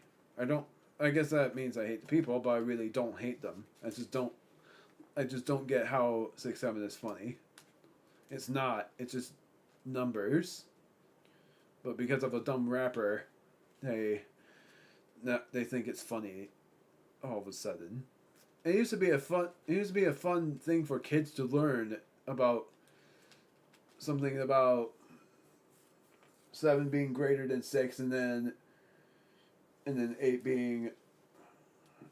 I remembered I learned as a child was like 6 is a lesser number than 7, and then something along the lines of what 8 was. It was just a fun thing to learn, and now people just forget about that and be like, oh, 6-7! And it's like every time they hear it and do the dumb flail as well, it just annoys me. I'm patient with those kinds of people, but it's also like, I wonder if people will mock Jesus for when he holds his hands out and they think he's doing the 6-7 signal, and I'm like, are you kidding? He's not doing that. He's praising everyone. He's not doing that dumb 6-7 thing. It would be a nightmare. I'm sorry to say, it would be a nightmare if Jesus also does the 6-7 thing, because I really despise it. I don't get how that's even funny at all. I feel like it's just idiotic to think that's funny, let alone childish. It's like a new childish thing. What is never not funny is the farts, though, even if they're embarrassing. It's like some people would think 6-7 is funnier than farts, but come on, man, that's not true. You're just lying to yourself. Going back to that, going back to the autistic thing is that I learned how to speak when I was 7 years old, but learned even more about how to pronunciate words until I was 10, I think. And at that age, I was able to speak more proper. I guess at that point, it's like the autism taking over and thinking I'm dumb, but it's more like my autistic knowledge comes to the fact that it takes me even longer to think of the words that I'm thinking of in the right words, in the right ways, and stuttering a lot. But as well, autistic people have great and unique mindsets. But my unique mindset is all about hating the 6-7 thing, because every time I even count up to that, I always have that glare to me that people will end up freaking out about it, because they're just, I don't know if that's going to be a bad sin for what I'm doing in this stream. Morons for thinking that 6-7 is funny. And it almost makes me just, it almost just makes me be like, well, if you think 6-7 is funnier, then I don't think you should. It's like, I always think Christians who don't like the 6-7 thing is a friend of mine, but the friends who do think 6-7 is funny is no longer a friend of mine. Good old what is it? Song and dance. Good old song and dance. Not the same song and dance, just a different one, and all the better. And just hope it's not a sin for me to say that I really don't like 6-7, and the people who think that is funny. I don't hate them, but I don't like them either. Who is the greatest? They came to Capernaum. Yeah, I'm at the right place. When he was in the house, he asked them, "What were you arguing about on the road?" But they kept quiet because on the way they had argued about who was the greatest. Sitting down, Jesus called the 12 and said, "If anyone wants to be the first, he must be the very last, and the servant of all." He took a little child and had him stand among them. Taking him in his arms, he said to them, "Whoever welcomes one of these little children in my name welcomes me. And whoever welcomes me does not welcome me, but the one who sent me. Whoever is not against us is for us." Then I'm going to share on the two of them. "Teacher," said John, "we saw a man driving out demons in your name, and we told him to stop because he was not the one of us. He was not one of us." "Do not stop him," he said. "No one who does a miracle in my name can in the next moment say anything bad about me, for whoever is not against us is for us. The deceiver of the deceiver is my friend. I tell you the truth. Anyone who gives you a cup of water in my name, because, well, now I'm going to just, Cheryl, sorry, I'm going to start from verse 39, but I'm going to say, well, now I'm going to read everything until chapter 10, because everything is said by Jesus. So now I'm going to restart from verse 39 because of that. "Do not stop him," Jesus said. "No one who does a miracle in my name can in the next moment say anything bad about me. The deceiver of the deceiver is my friend." Not what he says, just as what I say. "For whoever is not against us is for us. I tell you the truth. Anyone who gives you a cup of water in my name because you belong to Christ will certainly not lose his reward." Causing to sin, all the way up to verse 50. "And if anyone causes one of these little ones to believe in me to sin, it would be better for him to be thrown into the sea with a large millstone tied around his neck. If your hand causes you to sin, cut it off. It is better for you to enter life maimed than with 2 hands to go to hell, where the fire never goes out. And if your foot causes you to sin, cut it off. It is better for you to enter life crippled than to have 2 feet and be thrown into hell. And if your eye causes you to sin, pluck it out." Wait, that actually doesn't remind me of the rookie again. "It is better for you to enter the kingdom of God with 1 eye than to have 2 eyes and be thrown into hell, where their worm does not die and the fire is not quenched. Everyone will be salted with fire. Salt is good, but if it loses its saltiness, how can you make it salty again? Have salt in yourselves, and be at peace with each other." The reason why it made me think of the rookie for the eye part is because of watching the rookie and making it to the scene of horrors, where there was like a guy that was in some sort of, it's an acted thing, but I can imagine it being true. Some guy being a cult leader, and then he never stopped, and eventually that led to his doom. He was chased by someone evil, probably. Well, very likely, of course. I'm going to just say evil-minded, and eventually got to him and killed him, taking both of his eyes out. Which is what I mean by it being haunting. it was like interviewed, and the guy was streaming at the time. The power went out, and he went to investigate. Bad idea. There was a guy that really hurt him, and he ran. And the viewers thought he was faking it for a moment, but then they saw that he wasn't faking it, and the stream was left on, and they had no idea what was going on, and the guy just died, and the viewers were sort of mortified on that. They are questionable, basically. Even if it was acted, it was still questionable. But then the little child topic, still a really good thing to think about. Way better than the awful cult thing that led to very bad results. But when you think about the child that was like with Jesus, and Jesus was talking about whoever welcomes him welcomes me, is a really good thing. I really love that one. It's very sweet. It's very cute to think about. I always imagine like a little boy that has blonde hair, that has like, I don't know what colored eyes. I would say blue or brown eyes, smiling as Jesus would say, "Whoever welcomes him welcomes me," and it feels like a dream moment, but I've never dreamt it. It just is so sweet to think about.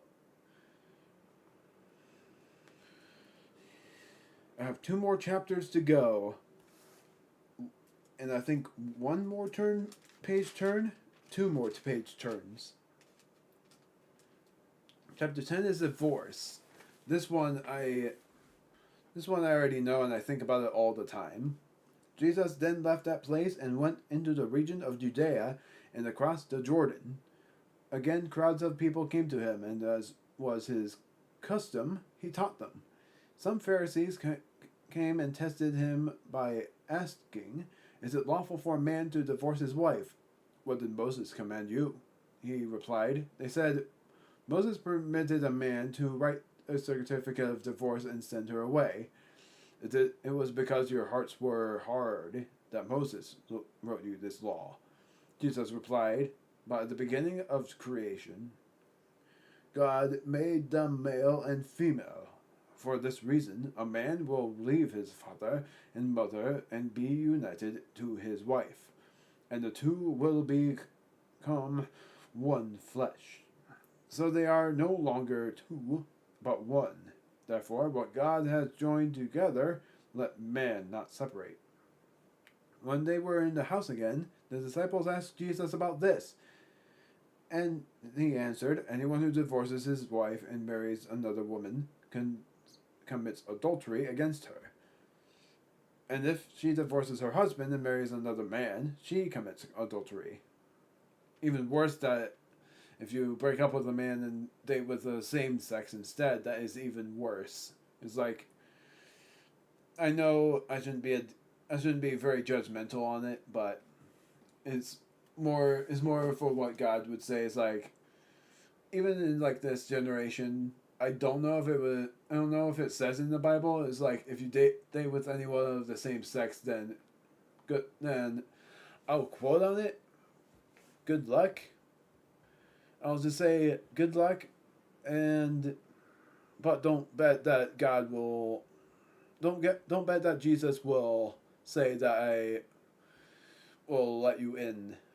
But I don't think it's also like the same-sex couples would be committed to atheism at that point, because no one who is gay or lesbian is God's people. They've already committed to being against God. But even if someone was trans, if they were forced on it, then they have to really repent on it. And just show meaning, just show the meaningfulness of just wishing that God would still accept them, because it wasn't their idea, and more because of the awful person that thought them as ugly in a different gender. Let alone, it won't be a trans thing if the if that parent didn't make them trans and instead made them wear different clothes because they hated their gender. That one is also like an awful thing for a mother or a father to do, and it makes people make fun of them because it doesn't represent what they are. They are not a guy if it was a girl with a short hair, and it's not a guy if it's a girl with. No, I said that twice. It's not a girl if it's a guy with long hair and he's dressed like a girl because his parents just don't like his gender. Let alone it's youthful in that way. It's also like how it took me a long time in my youth to notice about one of the guys being a girl. Gosh darn it, that's not the right story. One of the girls being a guy instead. Like, I thought it was a girl the whole time because of long hair, and I never knew any guy that had long hair before. And then when I finally knew it was a guy, I was like, oh, I feel pretty dumb about that now, but I laughed it off because I wasn't necessarily feeling dumb. I just felt very funny to have that kind of convenience. It's that kind of thing. For like committing adultery, the worst thing about it would be gay couples and lesbian couples. Let alone voluntarily turning trans. Because if you were forced on it, then that's not your fault, but the one who made you trans. Let alone, I just imagine like awfulness in the experimentation on that. Sometimes I like to be silly with my eyes. It doesn't mean I'm suspicious.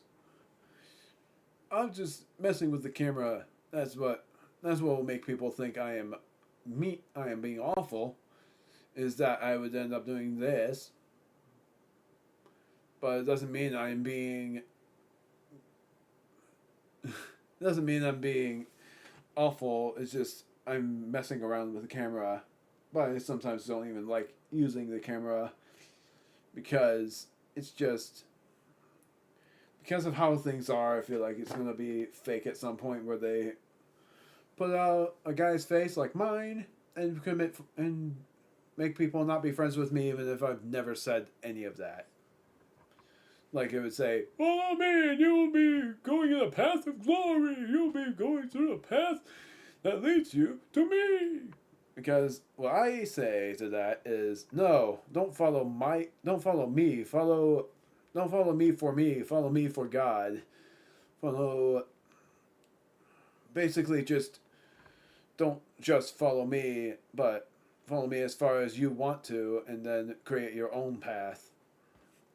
Join my path rather than follow me on it. And try to inspire others to believe in God as well. The little children and Jesus, verse 13. And I'm sharing after the topic of the rich young man, which is verse 17. So it's from verses 13 to 31.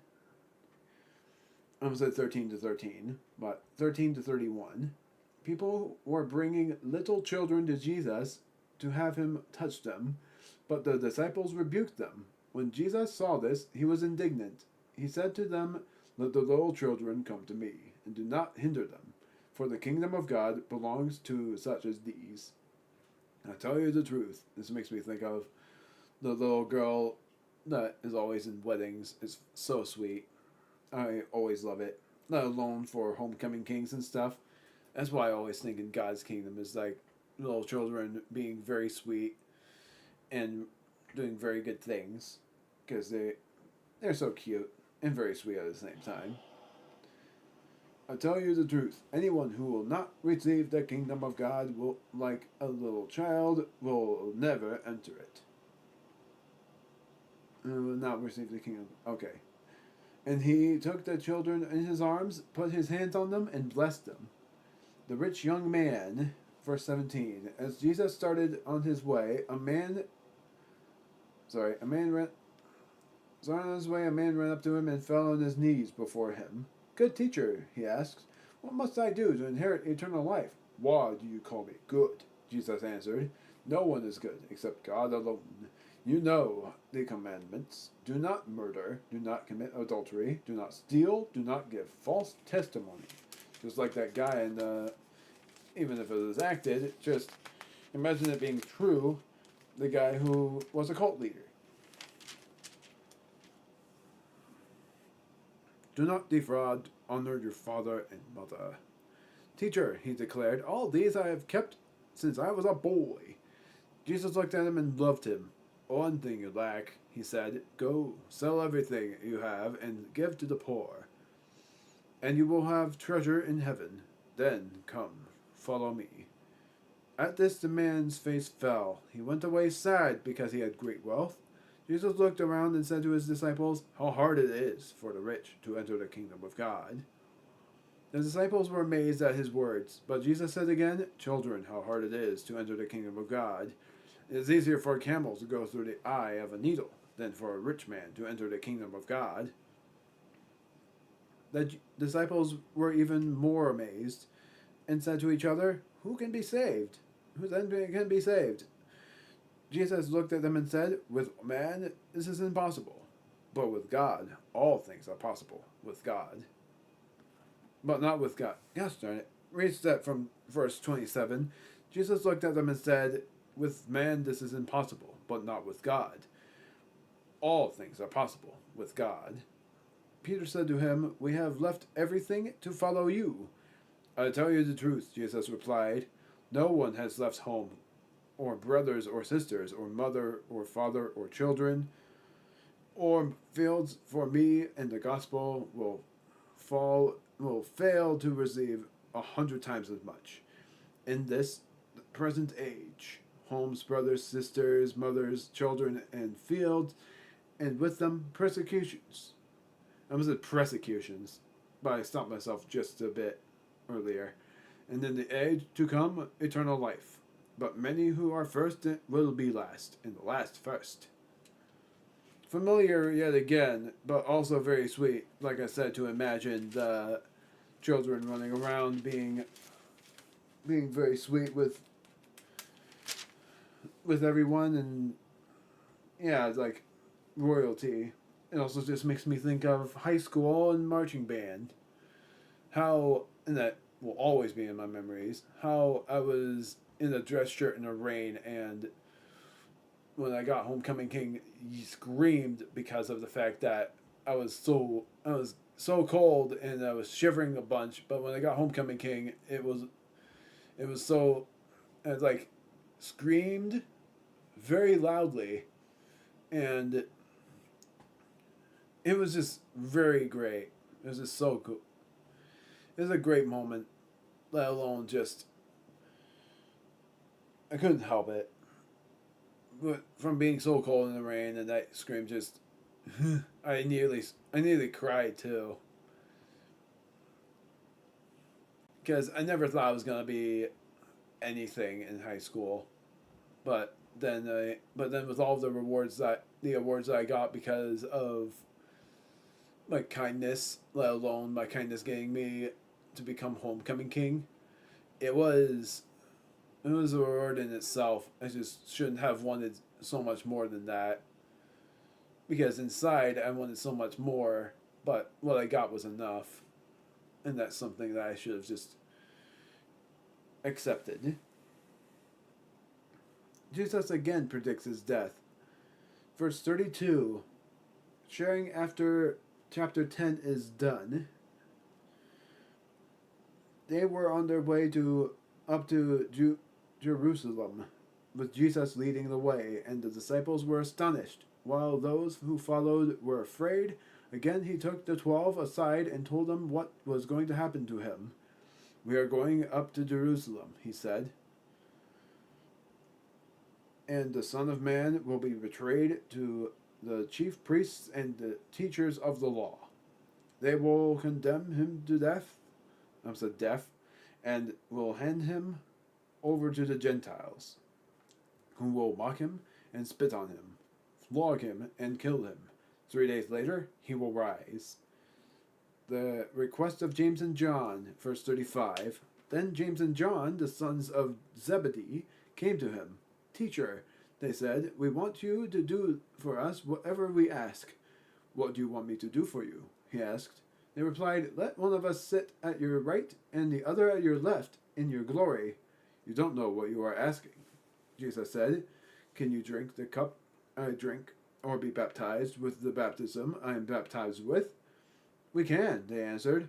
Jesus said to them, then you will drink the cup I drink, and be baptized with the baptism I am baptized with. But to sit at my right or left is not for me to grant. Those places belong to those for whom they have been prepared.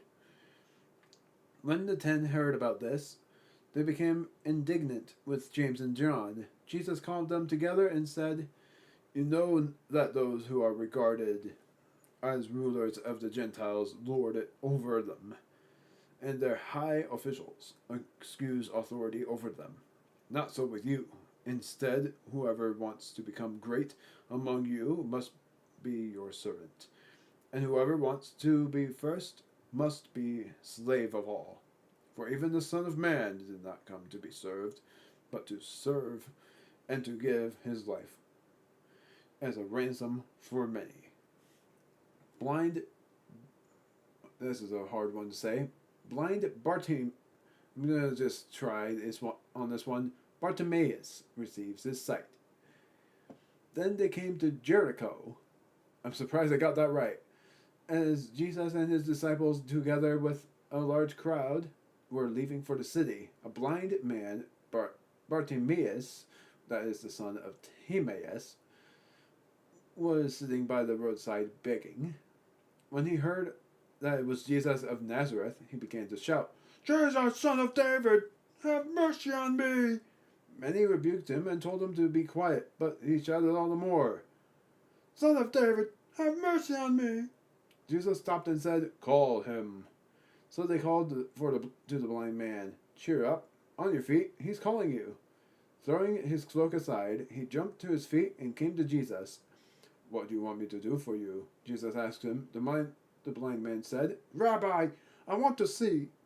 Go, said Jesus, your faith has healed you. Immediately he received his sight and followed Jesus along the road. Another lie of the world thing that makes me think of, but also makes me think of one of the 3 kings who also was blind because he was like elderly and his eyes definitely looked like blind eyes. And once he was able to see, he actually felt very fulfilled.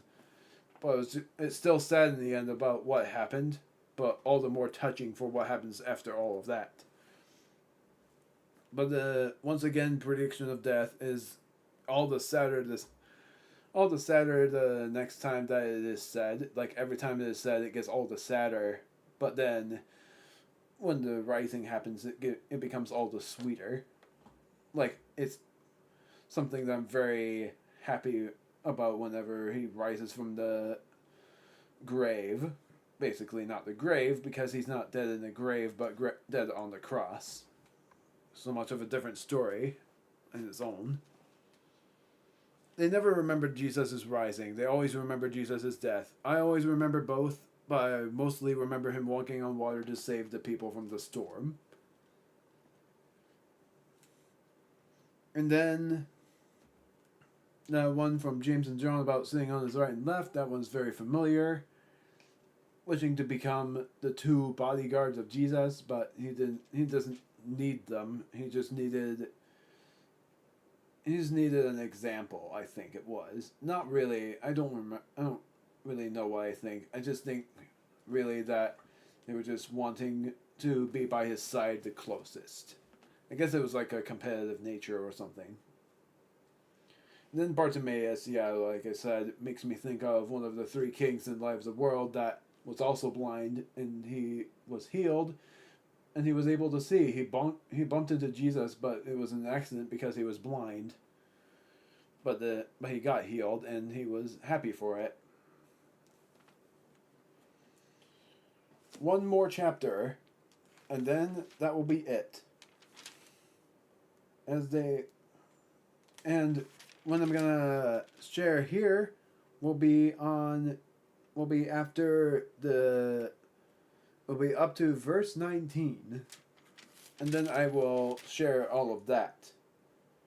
Not because I'm rushing, but because that's how close I am to being done with the entire with the entirety of those 6 chapters. The triumphal entry, verses 1 to 10, as they approached Jerusalem, and oh, let me try that again because I did that wrong. As they approached Jerusalem and gosh darn it, and came to Bethphage and Bethany at the Mount of Olives, Jesus sent 2 of his disciples, saying to them, "Go to the village ahead of you, and just as you enter it, you will find a colt." It's a different kind of colt, tied there, which no one has ever ridden. "Untie it and bring it here. If anyone asks you, 'Wait, a colt is a donkey? I didn't even know that.' Then untie it and bring it here. If anyone asks you, 'Why are you doing this?' Tell him, 'The Lord needs it and will send it back here shortly.'" They went, "Is it a colt? Like, are colts donkeys or are those different horses?" I don't remember this in Matthew. I think I remembered in Matthew that was donkey, and yet here they say it's a colt, like COLT. Yeah. And I'm curious if a colt and a donkey are similar, or if it's just a young male horse. They went and found the colt outside in the street, tied it at the doorway. As they untied it, some people standing there asked, "What are you doing untying that colt?" They answered as Jesus had told them to, and the people let them go. When they brought the colt to Jesus and threw their cloaks over it, he sat on it. It is a donkey, then, because I remembered this from Light of the World. Many people spread their cloaks on the road, while others spread branches they had cut in the fields. Those who went ahead and those who followed shouted, "Hosanna! Blessed is he who comes in the name of the Lord! Blessed is the coming kingdom of our father David! Hosanna in the highest!" One of my most favorite songs, too, Hosanna in the highest. One of my most favorite church songs. Jesus entered Jerusalem and went to the temple. He looked around at everything, but since it was already late, he went out to Bethany with the 12. Jesus clears the temple from verses 12 to 19. I think because it says here 12 to 14 and then 15 to 18. I guess because it's like referenced in other ones, like Mark and Matthew, and then Mark and Matthew again, and what book it has? Oh, is it John? J-N? And that's chapter 2? That's interesting to know. The next day, as they were leaving Bethany, Jesus was hungry. Seeing in the distance a fig tree in leaf, he went to find out if it had any fruit. When he reached it, he found nothing but leaves, because it was not the season for figs. Then he said to the tree, "May no one ever eat fruit from you again." And his disciples heard him say it. On reaching Jerusalem, I actually remember this from Matthew because then it just falters. I can imagine if the tree had a voice and Jesus said, may no one ever eat fruit from you again, it would be like, "Oh!" And it would just wither. And it would be like, "Oh!" Not correct like that, it's just eventually it just dies down and just plops on the ground. Dang it, no, I just made it funny. Without even trying to. I was at the withered fig tree. Right? No, I don't remember where I was. Fig tree. Oh yeah. On reaching Jerusalem, Jesus entered the temple area and began driving out those who were buying and selling there. He overturned the tables of the money changers and the benches of those selling doves, and would not allow anyone to carry merchandise through the temple courts. And as he taught them, he said, "It is not written, 'My house will be called a house of prayer for all nations.'" Oh, is it not written? I said it is. Gosh darn it, we start from verse 17. Man, do I have a bad time reading verse 17 because I don't read words right. And as he taught them, he said, "Is it not written, 'My house will be called a house of prayer for all nations'? But you have made it a den of robbers." The chief priests and the teachers of the law heard this and began looking for a way to kill him, for they feared him, because the whole crowd was amazed at his teaching. When evening came, they went out of the city. Now, the thing I was going to share that there was, for one, like I said, at the verse when it ends up being the people that shouted, "Hosanna of the highest," or "Hosanna in the highest." It makes me think of the song that goes like, "Hosanna, Hosanna, Hosanna in the highest." It's, like I said, one of my most favorite church songs that they've ever sang, and I always will remember it. But the other ones I remember is, I only know the melody. I don't remember the words. It goes like, do do do do do do do do. Yep, and then it's just like how people are fearing him and wishing to try to kill him because it's like, "He's too powerful. We have to try to find a way to kill him." And I'm like, there comes the sad part. The one that whenever I read it, it makes me imagine the thing and it makes me sadder. But then I humored that fig tree thing when it was like, "But you're not bear fruit again," and the tree is like, "Oh." But instead it was like, wow. You can't even see it. I try to illustrate, but it's very hard to illustrate. But it's like, eventually it just touches the ground. And it just looks like it looks like a dress, but it's more like a wilted tree. It's the best way I can make an example of that.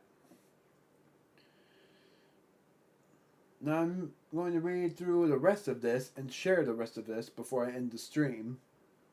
The withered fig tree. All the way up to the authority of Jesus' question, which is all the way up to verse 33. In the morning, as they went along, they saw the fig tree withered from the roots. Peter remembered and said to Jesus, "Rabbi, look, the fig tree you cursed is withered." "Have faith in God," Jesus said, or Jesus answered. "I tell you the truth. If anyone says to this mountain, 'Go throw yourself into the sea,' and does not doubt in his heart, but believes that what he says will happen, it will be done for him. Therefore I tell you, whatever you ask for in prayer, believe that you have received it, and it will be yours. And when you stand praying, if you hold anything against anyone, forgive him, so that your Father in heaven may forgive you for your sins." The authority of Jesus questioned. They arrived again in Jerusalem. And while Jesus was walking in the temple courts, the chief priests and the teachers of the law and the elders came to him. "By what authority are you doing these things?" And did I say that right? By what authority? Yeah, I think so. "And who gave you authority to do this?" Jesus replied, "I will ask you one question. Answer me, and I will tell you by what authority I am doing these things." I said Jesus' baptism. Go. John's baptism. Was it from heaven or from men? Tell me. They discussed it among themselves and said, "If we say from heaven, he will ask, 'Then why didn't you believe him?' But if we say from men," they feared the people, for everyone held that John really was a prophet. So they answered Jesus, "We don't know." Jesus said, "Neither will I tell you by what authority I'm doing these things." That is the end of chapter 11. And for what I see, chapter 12 is gonna have one topic where he says from verses 1 to 11 a parable, one of the parables, or in parables. But I'm going to save that for next week because next week will be already the final chapters of Mark because there are 16 chapters in Mark and dang, that part of the chapter reading for one took me way longer than any other because it took me, excluding the probable 15 minutes of this, it took me 2 hours and 11 minutes, pretty much 2 hours and 10 minutes to read all of that. But it was still a really cool thing to see from another perspective, let alone in the end when there was extra detail that the three who spoke were fearing the people. They said that they did not know because they discussed it of themselves, and it was like if we say the one thing, then Jesus will end up asking about heaven, and then if we say the other thing, the people will be vengeful for on us. So that's why they said that they don't know, because they don't know what the right answer is. Goodness, because I'm just seeing the right place to put it. That was quite the journey, and my goodness, for the fact that it took me so long to read through all of that, because it was 15 pages, or 15 pages, and the 10 pages that I read before took me an hour and a half to read. I had a feeling that these 15 pages would have taken me a long time to read, but it was more like I was sharing so much. I was sharing like probably 2/3 of the entire thing. If I read without sharing anything, I wouldn't remember it. Hence why I started sharing the separate topics. But what a journey indeed. Was able to share so much about what ended up happening with God, basically. Or with Jesus, with both. With Jesus most of all. Just the perspectives of Jesus is like the perspective of Mark and Jesus' journey being in that perspective, but adding some more detail to it. Despite the shorter chapters, it's really intriguing.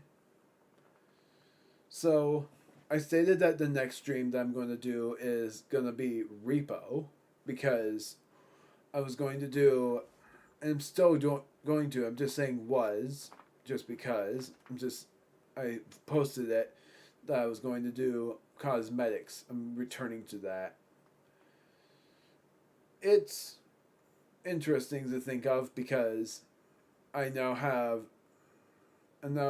given myself a break for a couple of weeks, so the next time that I'd be coming back to recording is actually going to be on not the 5th of August, because the 5th of August is a Wednesday. So it'd be on the 6th of August. So that means that I've given myself, now I gotta look at that again, 11 days, I think.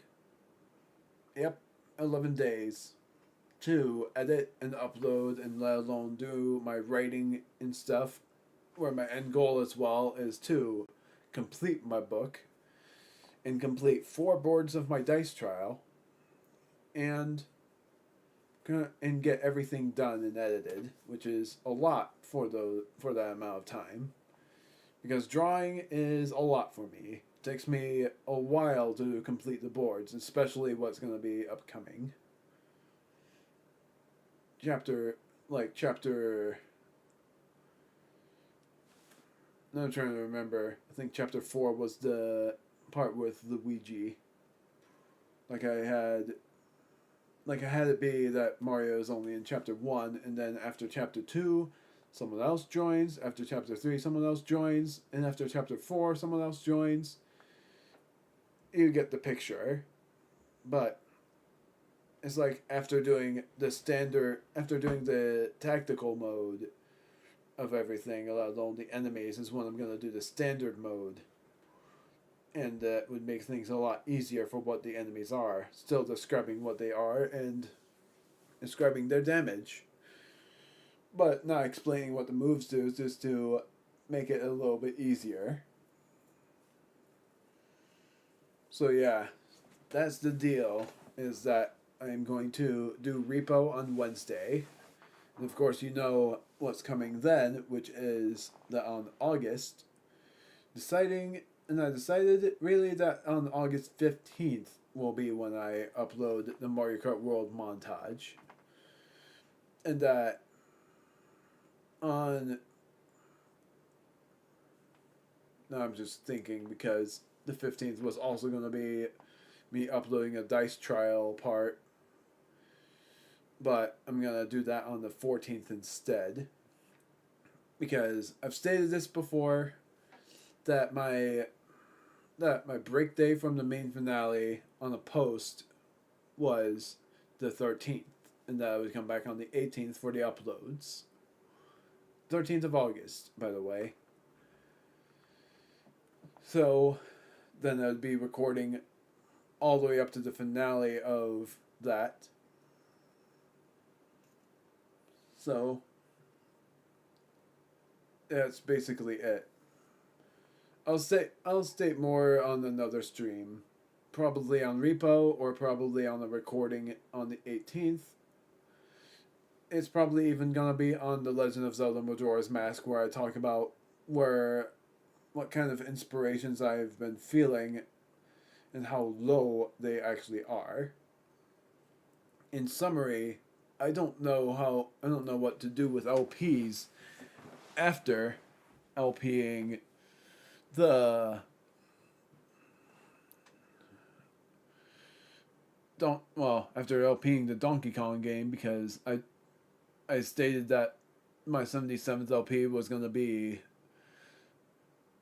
a Mario or Kirby game that comes out before a new Mario or Kirby game. And then after the 77th LP was going to be me coming back to the older ones, having the 78th LP be something. I don't want to spoil way too much about it, but planned on my 80th LP to be either Pokemon or Super Mario Odyssey. And then it's just dependent, really. It's that, as well as, if not my 80th LP being any of those, it was going to be my 80th LP being Deltarune. Because I don't know where it leads up to for the chapters, like if it's going to be chapters 6 and 7.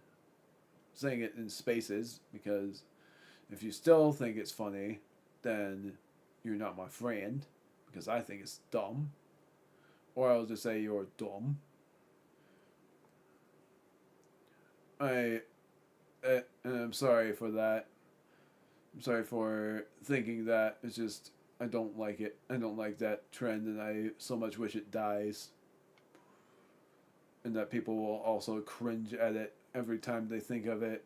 But if not, then I just am looking so forward to leaving this world because of that. Because of people thinking dumb trends are funny. I'll always think of it. I'm sorry. And yet again, like I said, I'm sorry that it ended up with me, I'm sorry that it ended up with me just being a bit judgmental on it. But yeah, next stream is gonna be Repo. See you guys then. Bye bye.